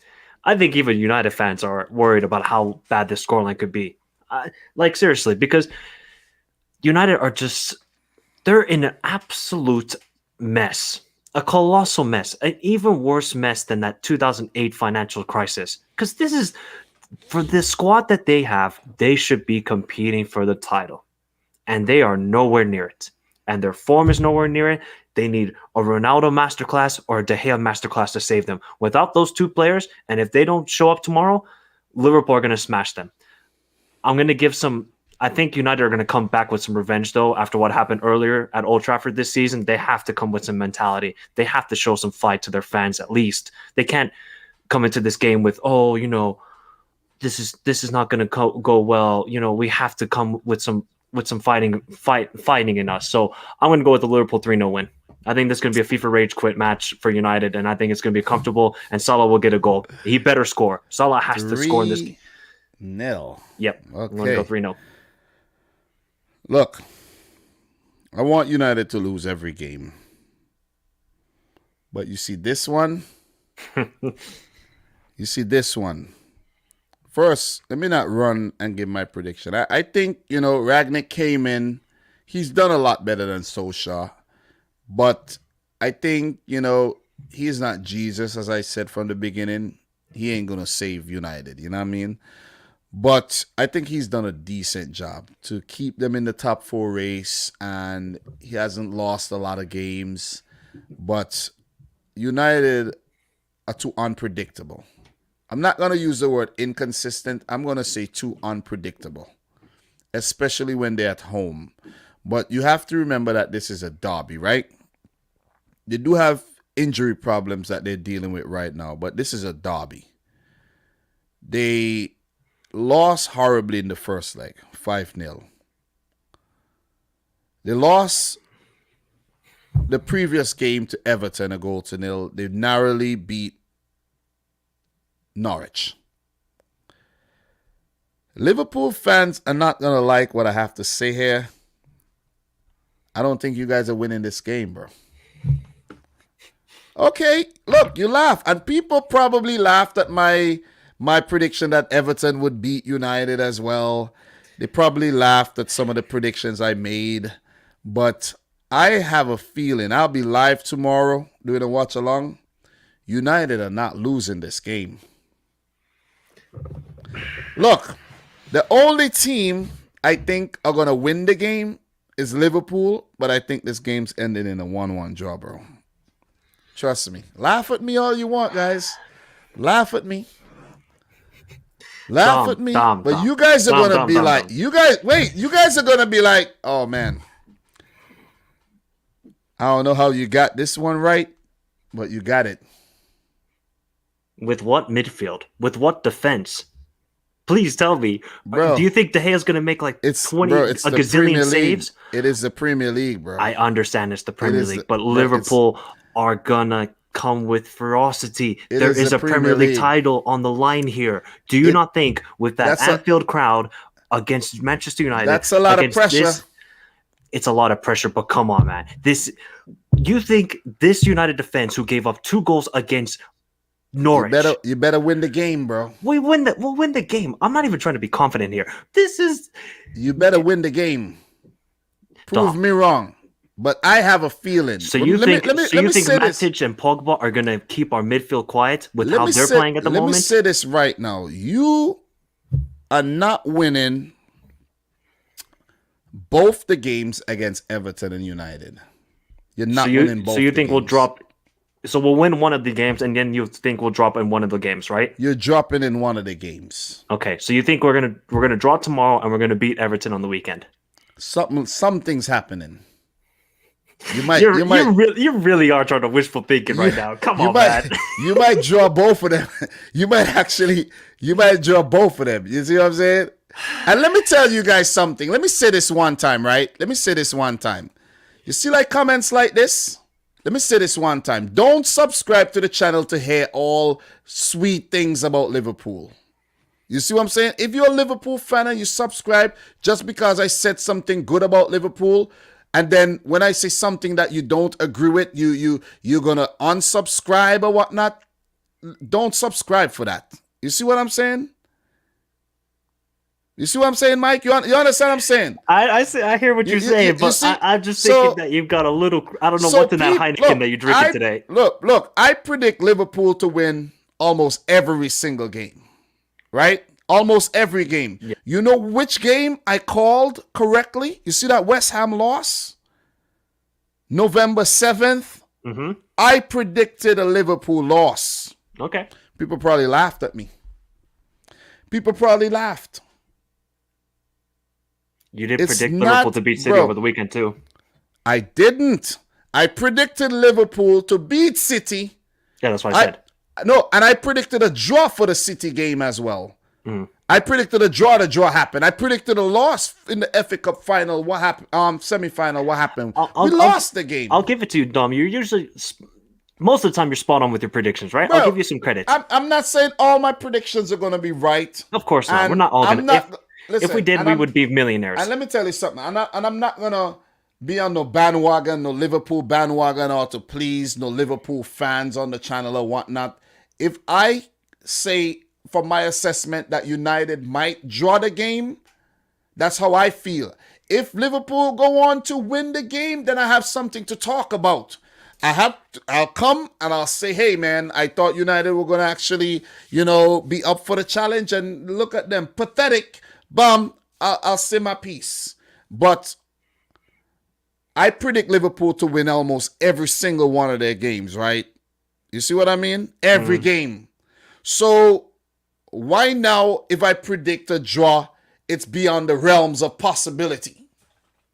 You get what I'm saying? Dom, I just want to ask you. So bro, the Premier League, the Premier League has no logic, bro. Of course it has no logic. Life doesn't have logic at times. I just want to know from your point of view, if you're expecting it to be a draw, are you saying 1-1? These guys are going to shithouse themselves to a 1-1 draw. Okay. Do you think this team can Okay, fair enough. I'm not going to dispute your prediction, but I just want to know, how do you think this Man United defense is going to keep this Liverpool front three quiet?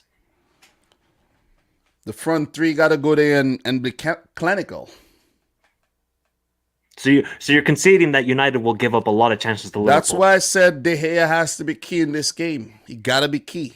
Well, he's going to have to be more than key. He's going to have to play out of his... Oof. Players got to step up. I'm going for a draw. That's my opinion. I'm not saying I'm going to be right. That's just my opinion. Okay? Right. And I'm not saying that because I'm a City fan. That's just how I feel, because it's a derby. It's a rivalry going on here. And people may say, oh, Dom, what are you talking about? Da, da, da, da, da. If you go back as what? You go back to 2021. United went to Anfield and picked up a draw. They picked up a draw. United beat Liverpool in the FA Cup. As much as people may say it's a freaking weak squad, Liverpool put out or whatever, whatever, United won the game. You see what I'm saying? So they're capable of picking up draws. I never said they're going to beat Liverpool. Mm-hmm. They picked up 2 draws in 2019. They beat Liverpool in 2018.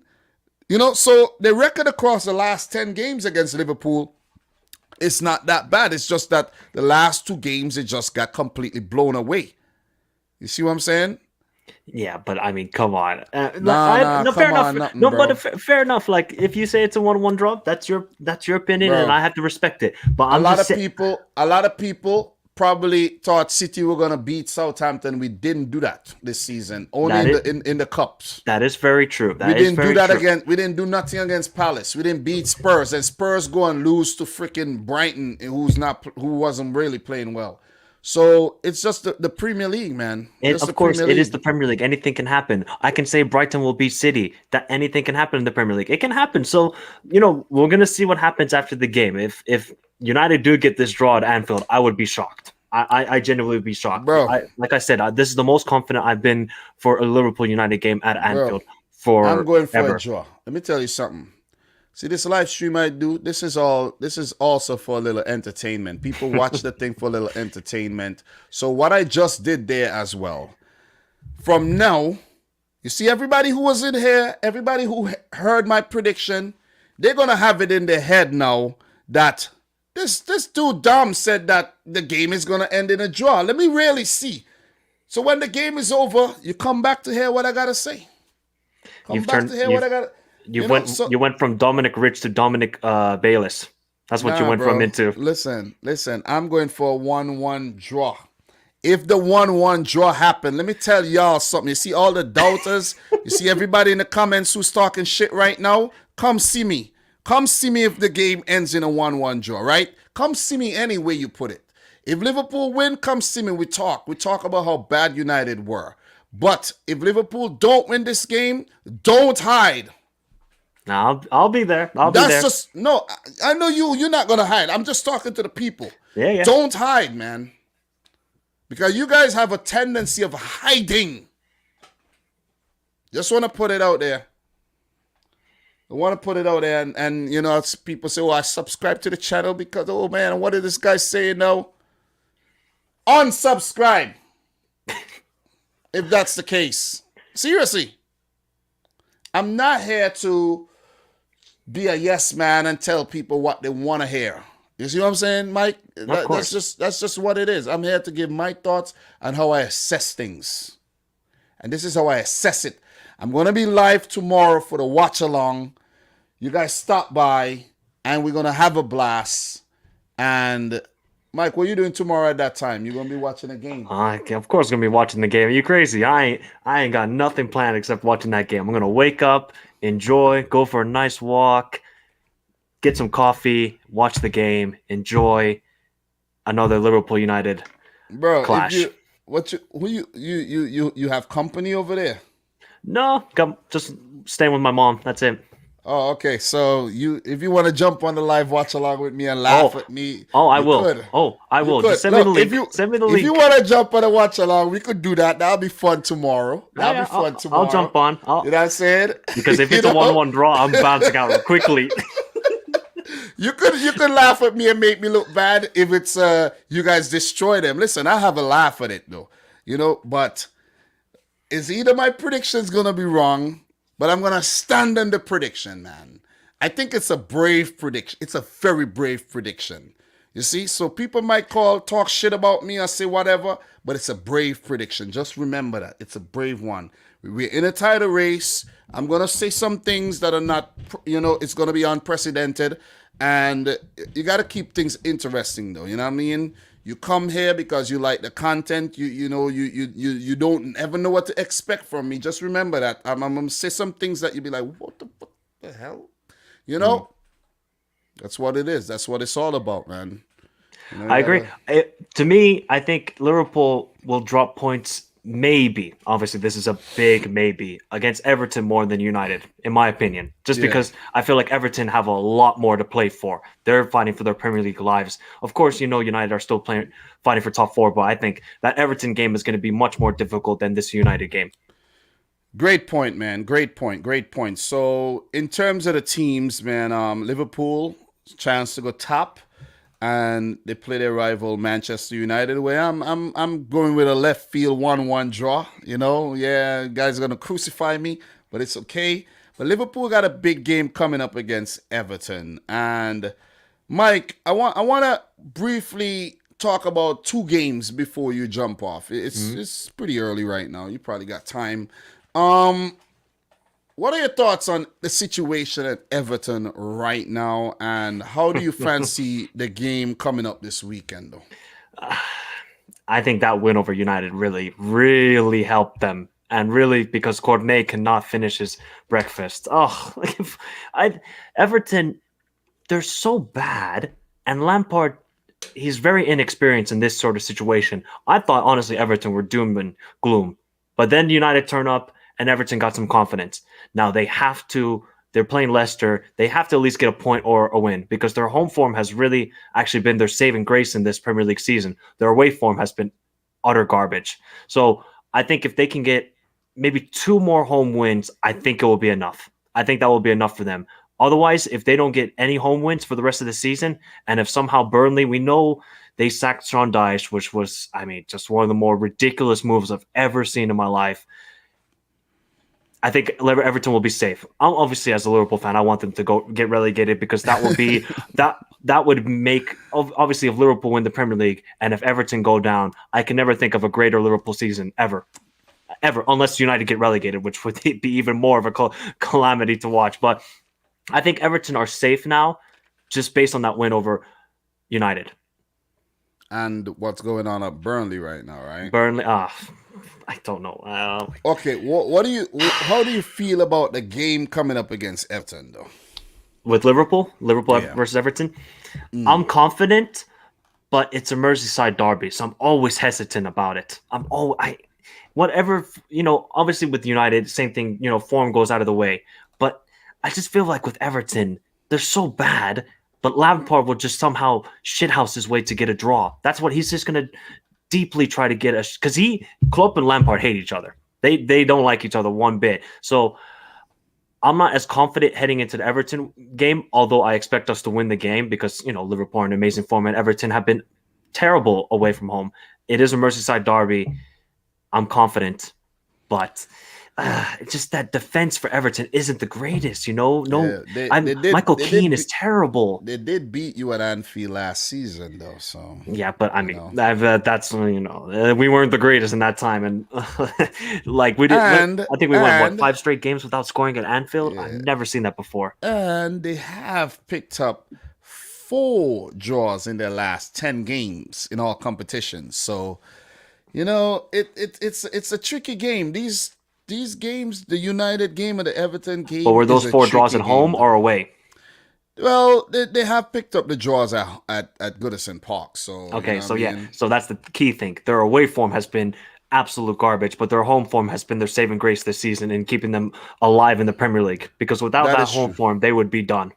That is true. So you're pretty confident about the game against Everton. That's pretty much. I'm confident, but I'm a little bit worried. I'm not really worried, but just a little bit because Everton are fighting for their life. If Burnley win tomorrow, or are they playing Thursday? I think it's Thursday they're playing, right? Yeah. Burnley? Yeah. If they win on Thursday, that's going to put pressure on Everton to win on the weekend. Well, because that's if Everton don't win their game coming up on Wednesday too. That's true. You know what I mean? So, yeah, that's true. Yeah. It's a good one. It's a good race there between Everton and Burnley. Let's see how that one pan out. But as a Man City fan, I'm hoping. I just want to say this right now to all Everton players. Guys, go out there, do your thing, and smash Liverpool to bits, okay? Please. Come on, Wolves, and come on, Watford. Do that for me, man. If Watford somehow get a point at City, that will be one of the greatest things I will ever see because they get annihilated every single time they visit the Etihad. That's or not Vicarage happening, bro. Road. No. That is not happening. That is not happening. Watford's not getting anything. It's more likely that Everton will get something against Liverpool than Watford against Manchester City. Well, that is true. That is true. But it's maybe more. You could also argue that maybe it's more likely Brighton will get something at City than it is United getting something at Liverpool. I think you're just hopeful, though. So are you. So are you. We're both hopeful. We're both hopeful. Yeah. We're praying. We're praying for hope. Another thing I want to talk about is Liverpool Villarreal semifinal.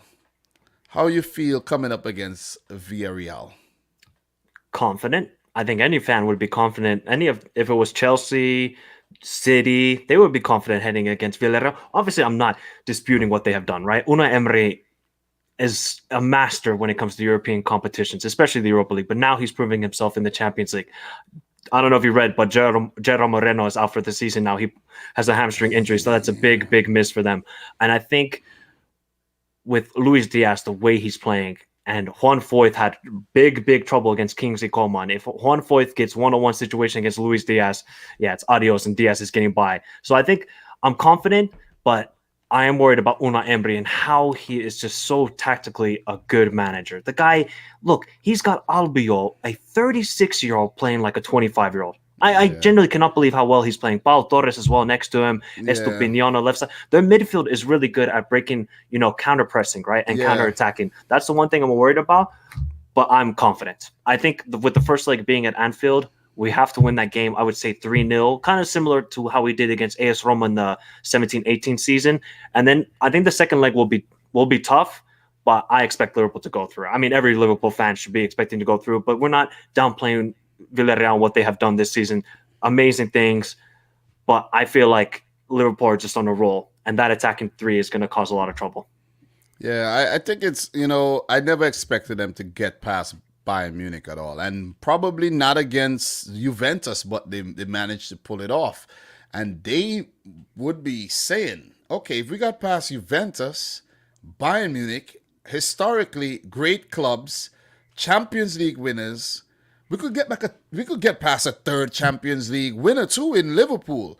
They would be believing, because remember, they are the Europa League champs. Unai Emery knows his way around these parts of a competition.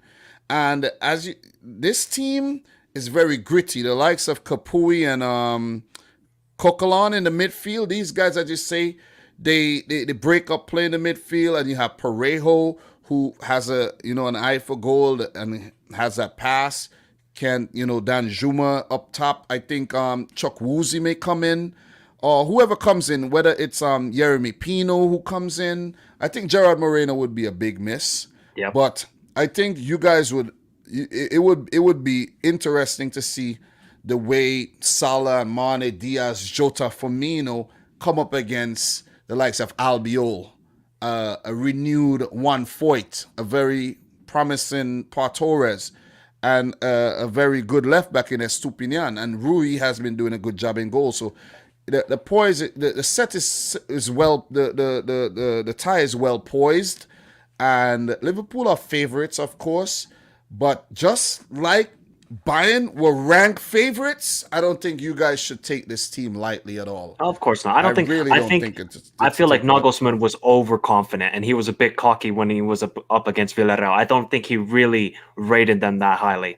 They all laughed. All the Bayern Munich club, the directors and everything were laughing. With Jurgen Klopp, he won't do that. Didn't Nagelsmann say that Villarreal are done today or something like that? Yes, he said that they didn't take their chances and they will be punished when they go back to Munich or something along the lines of that. Yeah. Jurgen Klopp will not do that. Jurgen Klopp respects every team he faces up against, and he will respect what Villarreal bring and defensively how structured they are, but he's not naive like Abel says. I think Klopp he's going to take it to Villarreal. This is going to be what? Guess what? What are you going to say? Villarreal go through? No, you beat Villarreal. Any way you put it, it's going to be a big final once you beat Villarreal, because you're going to come up against Real Madrid. Let's first start with the prospect of playing Real Madrid. They beat you in the final. The whole Sergio Ramos Salah thing. They beat you. That was an epic final, man. I'm telling you. Look, the goals that were scored in that final, it's memorable. The Gareth Bale goals and, the Karius and his mistakes and all of that. It was epic. That could be, another, setup there. But Real Madrid did beat you guys last season as well. So, Yep. you guys had an opportunity for revenge last season. You didn't take it. So, but the big one that I really want to talk about is the fact that I think you're definitely meeting Man City in the final of the Champions League. I think the football gods got that one queued up to, bless the football fans with. And we may just see Liverpool City, both teams at full strength, and Manchester City potentially going on to win their first Champions League title, baby. We will not allow that. Yeah. We will. I would hate that if Liverpool and City go up against each other in the final. And if somehow City win their first ever Champions League against Liverpool, we will never hear the end of it. And especially from you, Dom. We will never hear the end of it. We will never hear the end of it if we lose to you as well. Oh, yeah. No, yeah, that's true. That is true. But especially from you, because you're going to just, especially you. Nah. I'm going to take it easy, though. I'm going to take it easy. But first, you got to get past Real Madrid and Benzema. Don't get overconfident. Don't worry. Listen, we handled Benzema before. We're going to handle Benzema again. And this Benzema? The one who's on crazy form, the best player in the world at the moment. We're taking care of Karim Benzema, bro. We're taking care of him. Believe me when I tell you that. We're taking care of Benzema. We're handling Real Madrid. And we're going to meet Liverpool in the final and handle you too. Don't forget I told you so. Today's what? The 18th? 18th of April, 2022? Prophecies, man. Come on. So you're going to win both the Premier League and Champions League this season. You done know. But look, man, it was nice chatting. I wish we could go on all night. We have a lot of things we could talk about. Yep. But but matter of fact, wait, talk to the people. I got to pee. I'll come back. I have one thing else I got to talk to you about. One big thing. Talk to the people, man. Guys, Dom's going a little bit loco. I don't know what's in that pint of his, but big up to everybody in the chat. Look, I know most of the people here are Liverpool fans and obviously some City fans as well, but if this is the final we get, how confident are you if you're a Liverpool or a City fan, if it is Liverpool versus Manchester City in the Champions League final in Paris? Oh boy. I would be very nervous if I'm a Liverpool fan because, all of the games this season have been epic clashes. Obviously, the one that we saw over the weekend, it was a good game. Obviously, it was a little bit of a weakened City side, but I expect Liverpool to perform again in the Champions League final. And if it is Real Madrid, Liverpool fans, what we need to do. Revenge. It is revenge time. I don't want to hear about last season from Dom. That was a weakened Liverpool side. And obviously, Vinicius Jr. did us in that Champions League game. We need revenge for 2018 for what happened. We will get revenge. So it is a one-off game. So big up to everybody in the chat. Remember to hit the like button and obviously subscribe to the channel if you're new around here on the Dominic Rich FC channel. Try and come here as often as I can. But obviously, I'm early. Jonathan says, I'm a Barcelona fan, but truth be told, I have Real Madrid win the Champions League. Look, Real Madrid have the pedigree. They have not been the best Real Madrid side, in my opinion, this season. I don't think this is the best Real Madrid side. They're in a rebuild phase, and somehow they're in another. If I'm not mistaken, this is their 10th Champions League semifinal in the last 12 seasons. There's just something with this competition when it comes to Real Madrid. They just turn up.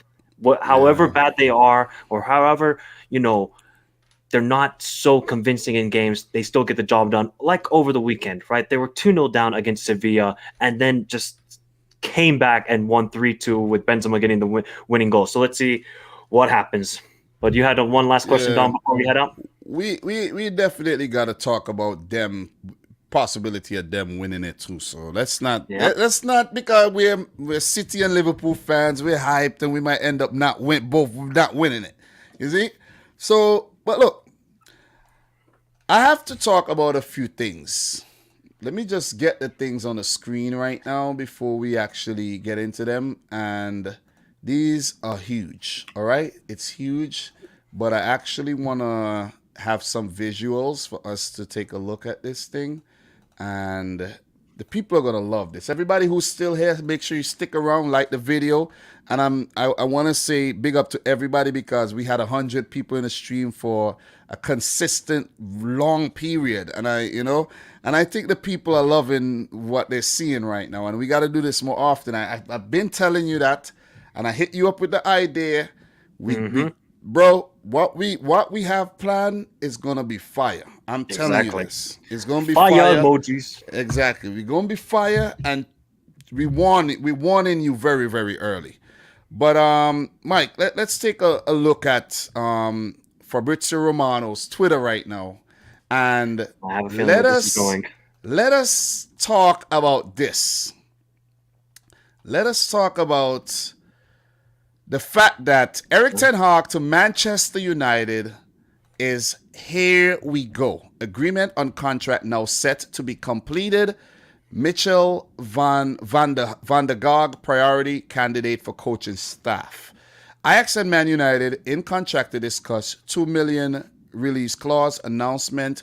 Timing depends on this. Not today, not tomorrow, but he's going to sign a 3-year contract. Erik ten Hag, current Ajax manager, will be at Old Trafford next season. Do you think he turns this club around? Talk to me. I mean, it's a tough one. It's if the board can back him and they can have a good structure and a clear identity of what they want this squad to be, I think it can work out. I think Ten Hag is a really good manager, and he's proven. Look, Ajax were not doing so well in the Eredivisie before he came in. He comes in, he's transformed them into also Champions League, going in deep runs. Obviously, 2019 semifinals. This year, I thought they were going to do better, but getting bounced out by Benfica was really a little bit of underperformance, in my opinion, by Ajax for how well they played in the group stage. So I think this can really work out. It just depends on the board. For me, we've seen it time and time again. New manager comes in, okay, it's good for one season. Next season, it doesn't work out so well, or then the third season, it completely derails.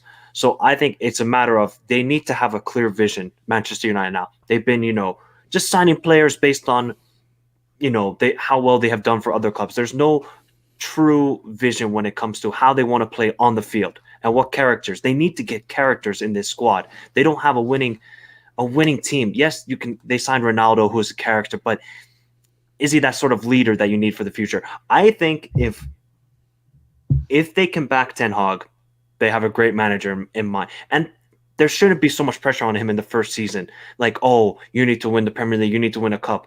Give him some time. Let him build his squad. Like City, right? With Pep. Obviously, first season with Pep, they finished 4th, but they still got Champions League football. I think that can be the same thing with United. They can finish 4th with Champions League football with Ten Hag, but they need to back him with his players. It can't just be, oh, we just want to sign him, but he doesn't fit a Ten Hag profile sort of player because he has a certain philosophy how he wants to play.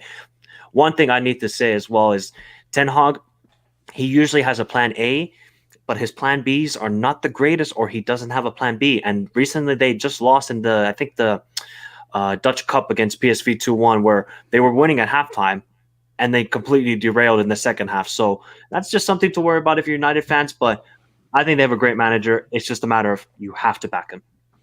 Bro, I wish I had my lighter right now because that was fire.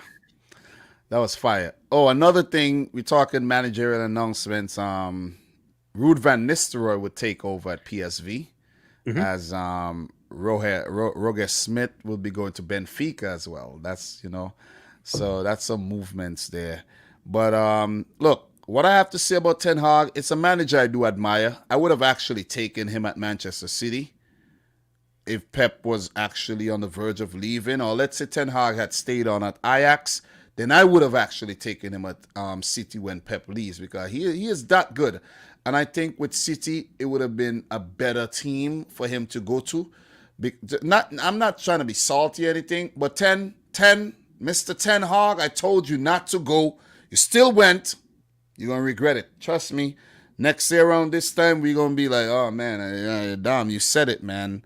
You said it because for some reason, I don't think this board looks like they're not interested in the footballing aspects on the field. Seems like it's more off the field thing. Let's sign this player because he might be financially viable for the club and all these kind of things. You know what I mean? Let's bring Pogba back and waste 5 years of his career. You know, the Bruno Fernandes signing, good signing, but then he's like falling into that mold now.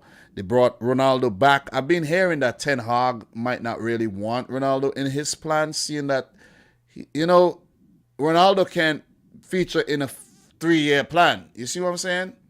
Or maybe he can, but I'm just, you know, I've came across something like that. So, look, the Ten Hag appointment is a good appointment, in my opinion, but I just think, as you said, the board just needs to let him handle things, man, and don't put too much pressure on him. Like you said, just go out there. Whatever you do this season, we're going to back you to come again. But things do not work that way because United are an ambitious club. If United go through the season and they're 6th, 7th, they might sack him. You see what I'm saying? I don't think that would be smart. I don't think that they have to give him time. I understand if they're like in 10th position and just looks like nothing is going their way.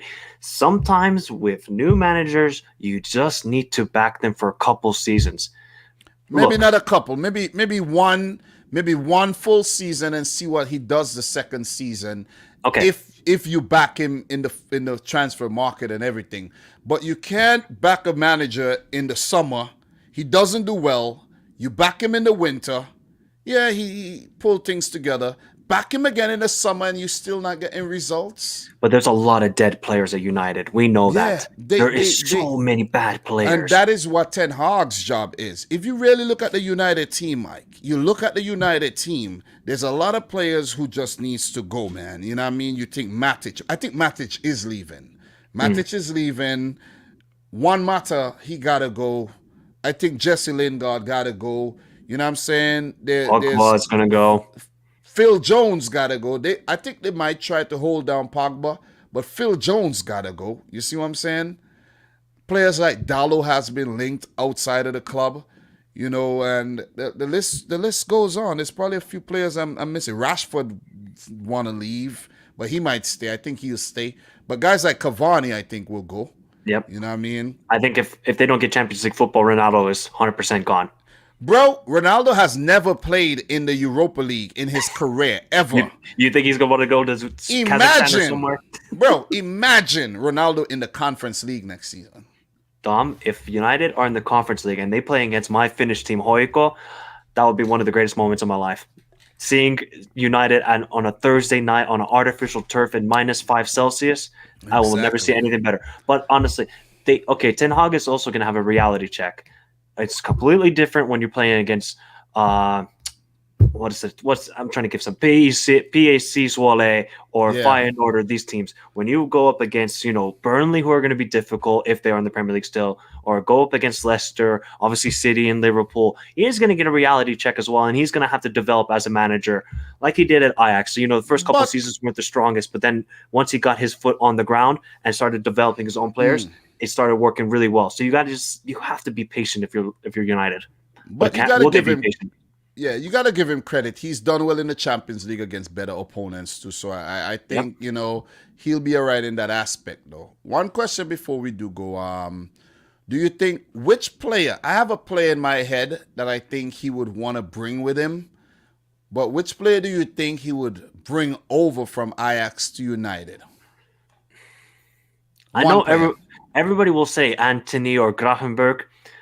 I think he will bring in Timber, the center back. I think it will be Timber. I think United need a center back. Maguire. That guy couldn't even play in the Finnish league. That's how bad he is. He could fit in my 5th division team in Finland. That's how bad he is as a defender. I think with Timber, he's a very good ball playing defender. Yes, his height isn't the greatest. I think he's only 6 foot, if I'm not mistaken. But he brings a level of calmness, and he's good on the ball. Next to Varane, I think that can work out well. But Varane's not that good these days, bro. I know, but maybe because he's next to Maguire. Varane's not. But what are they gonna do with Maguire? They're not. Who's gonna buy him? He's a bench. Just put him as a fridge. Just leave him in the dressing room as a fridge. That's what he's used for. I'm so sorry. I wish I could see that there's some promise with him, but there isn't. There just I isn't. So I I would say Timber is a good shout. I actually think they're gonna. I actually think Anthony is gonna be the player. I think it's gonna be Anthony. Gravenberg's going to Bayern Munich. Yep. I think it's gonna be Anthony. He has the flair. He's Brazilian. He's gonna be a big signing. You know, he's gonna sell shirts. Timber, he ain't gonna sell much shirts really. You know what I mean? Nobody don't really know about him really. So you're just going with the same mold United have been doing for the last No, couple of seasons, that's signing the players just bro. based on the name to sell jerseys. That's what they're gonna do. That is what they're gonna do. You know, I don't think Timber at his age, no experience in the league, I don't think he hits the ground running, man. You know what I mean? It is You true. know, yeah. So I think if they're gonna go in for a center back, they gotta go a bit more experience. Maybe for like you know, what's his name there that plays for Inter, man? That Spurs Skriniar. wanted. Skriniar.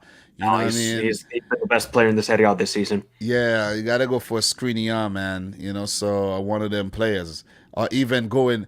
I know it might be too late, but a Koulibaly. You know what I'm saying? I like Koulibaly though. For some reason, I love you know, Koulibaly. yeah, Koulibaly, man, that'll be a big signing. Imagine, But Dom, they could have had Koulibaly or Maguire. yep, but still, but yeah, man. Look, but thanks for your thoughts on that situation. A lot of talking points. Let's talk about the big one. The big one. This is huge. Manchester City are pushing to sign Erling Haaland. They're making big effort. Direct contacts now ongoing. Pep Guardiola wants him at all costs. Right? The race is still open. Real Madrid included, no decision yet. It's only up to Erling Haaland. The deal is said to be very, very expensive, seeing that you have to pay. His father got to get some money. His agent got to get some money. The wages, when you factor in the wages, $500K a week, I think. And the fee is not that big. So the fee, I think, is only £65,000 or £63,000 for the release clause, which is pretty cheap. 63 million. Yeah, the release clause isn't bad, but it's the wages and the fees. Note, an article was published this week from the Premier League on the agent fees paid, and City paid the most agent fees, double that of I think Chelsea or Arsenal, but it ain't nothing new. Man City is gonna get it done at all costs. You see what Pep said? At all costs. Yep. And this guy is a beast, man. His dad played for the club. You know, they always post him in that Manchester City jersey as well. How big of a signing? Because look, let's just make this clear. Real Madrid include. They're gonna play him and Benzema together. Mbappe's linked to Real Madrid. Erling Haaland's not going to Real Madrid. He's not. No, he's never going to go there. Erling Haaland is not going to Real Madrid with are they going to play two up top? I don't think so. Are they going to put one of them out wide? I think Erling Haaland, with this news coming out, and you know what? Reports are saying this deal could be done as early as next week. Do you know how big this would be? It would be big, but I caution you. Injuries. Very injury prone at the moment. I'm not trying to say he's a very good and talented striker. We know that. I just wonder, does he fit a Pep sort of system? Because we know the Bundesliga. I love watching the Bundesliga. The league is so wide open. Teams just play very wide and expansive football, and it's very nice. Can he do it against a low block Premier League team? And can he play in a sort of Pep possession style of football where he's very good on the counterattack? When him and Sancho were together, they were just dynamic on the counterattack. But with City, it's going to be about possession. It's going to be about how you interlink with Bernardo Silva, Mahrez, Sterling, and these guys. No doubt he can score still 15, 20 goals. But you're going to sign him to get that 25 to 30 goal range, kind of like Aguero, right? That's what you're signing him for. I don't like the negative tone here. No, I'm not. I'm just. You sung like a scared Liverpool fan right now. I'm not scared. I'm cautioning you, Dom, because if you get your hopes bro. too high, Uh, and uh, then if uh, he uh. doesn't perform the way you want him, or if he's too injured, then you're Look, gonna be pissed off Mike, about it. this signing is a no-brainer. This is a no-brainer of a signing. Who else do you go for? I'm gonna say something controversial. I think the Wait, wait, Julian. wait, Okay, go wait, ahead. wait, wait. Before you say something controversial, I think a Darwin Nunez would have been a good signing for City as well. Julian Alvarez is coming in. I think he's gonna be a player that has to transition to European football. So we can't just bank on Julian Alvarez. He's going to be a squad player, filling in maybe the Ferran Torres role. Remember, we have not replaced Aguero yet. Just remember that. Mm-hmm. You see? So, you know, we have Grealish coming in. He's still transitioning from Villa to City and their style, City style. Erling Haaland is a no-brainer signing. You got to get him. You know why? And this is why City has been so successful. If you don't get him and you allow another team to get him, you're basically defeating yourself. You see what I'm saying? Mm-hmm. If you want to be the best, you have to go out there and get the best. You have to, this is what you have to, you thrive, you have to try to be the best by getting the best players. You see what I'm saying? And that is how City has been very successful. If you look at the players that we sign, is amongst the best players. But does he fit? Is he a Pep sort of player to you, Dom? Is he? He has to adapt. He's young. But have you seen him play where he is good on the ball? Right? He doesn't take on players. He's not that sort of dribbler. He's just a very good finisher of the ball, gets into the right positions inside the box, but he's not the greatest at passing. That's the problem. But what I'm saying, players at Man City don't dribble. Mahrez might do a little thing, Jesus and Cancelo, but it's one, two touch. His positioning would be in the right place at the right time to put the ball in the back of the net, and this is a player that we don't have. And I think this has been one of our Achilles' heel this season. You see what I'm saying? So I think it's worth the gamble. It is better to have Erling Haaland than just be playing a false nine every game. Because there's many times when you say, oh God, if we had a striker, man, that would have been a goal. But we didn't. You see what I'm saying? And with his height as well, the team does not have a lot of height. So that's true. And when we are defending, and we break a lot on the counter, we score a lot of counter-attacking goals. If you think about the last opportunity we had against Liverpool there, and he had Erling Haaland on that probably would have been a goal. And these are the things that we have to rectify going forward and not be 1 point ahead of Liverpool and instead being 15 and 10. These things. So I think, look, I want him, man. You know what I'm saying? I just want to say I want him. You feel me? You want all the players. Look, no. We were linked to Kane. We didn't get Kane. I think Kane would have been a very good acquisition in terms of him 100%. being a very, very potent striker. But look, Erling Haaland, his age, Kane, you compare the two players, and it's a no-brainer to go in and get Haaland, because with Haaland, you're going to get way more time. The man is 21 years old. Like, this is a great... He's very injury prone nowadays, Dom.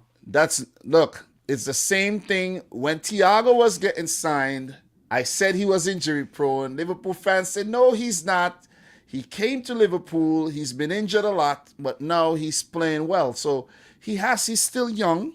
He has a lot of, he's still growing, still got a lot of strengthening to do.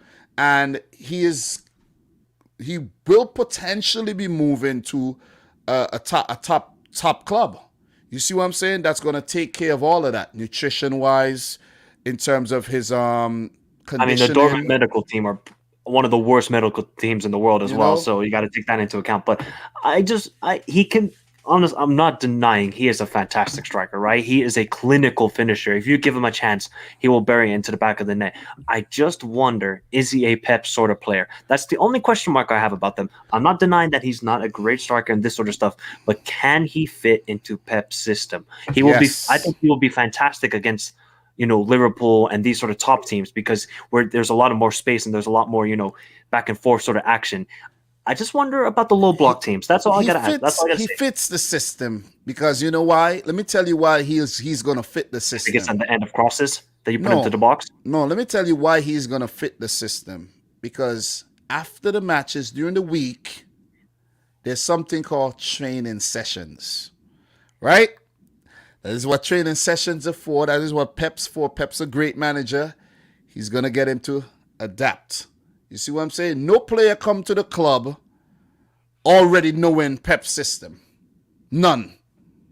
They have to adapt. It might take some a longer time to adapt, and others might hit the ground running.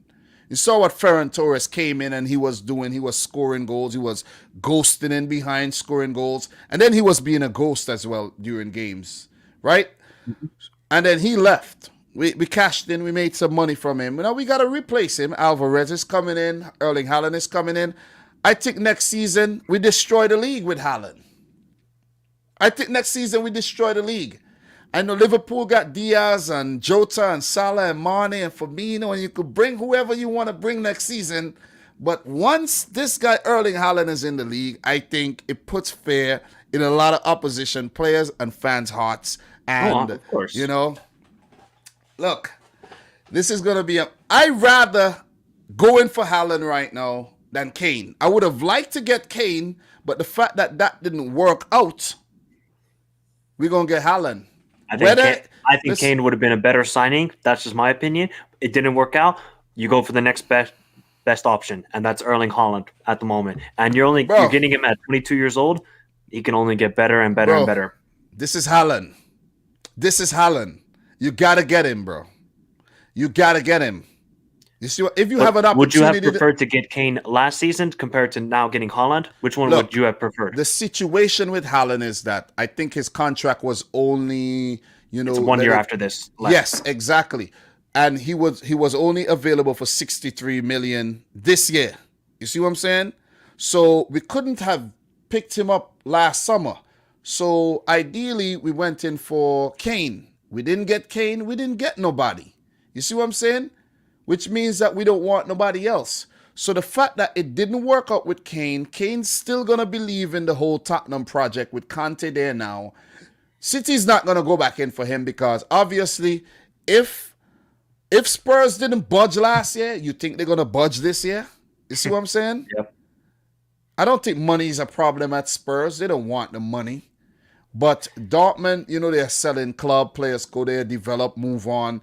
And this signing, I think, will be the signing of the summer. Erling brought Haaland. Well, let's see what Liverpool do, and let's see what other teams do, like United and all other teams, maybe even Tottenham. Who knows? Maybe they'll splash the cash. But this could be the signing of the season that could spear fear into everybody's hearts in the Premier League. But let's see. I'm just gonna be cautious. Like father, like son, he would turn out for Manchester City, and I'm hoping, and sending out some early prayers that he is not gonna pull a Romelu Lukaku.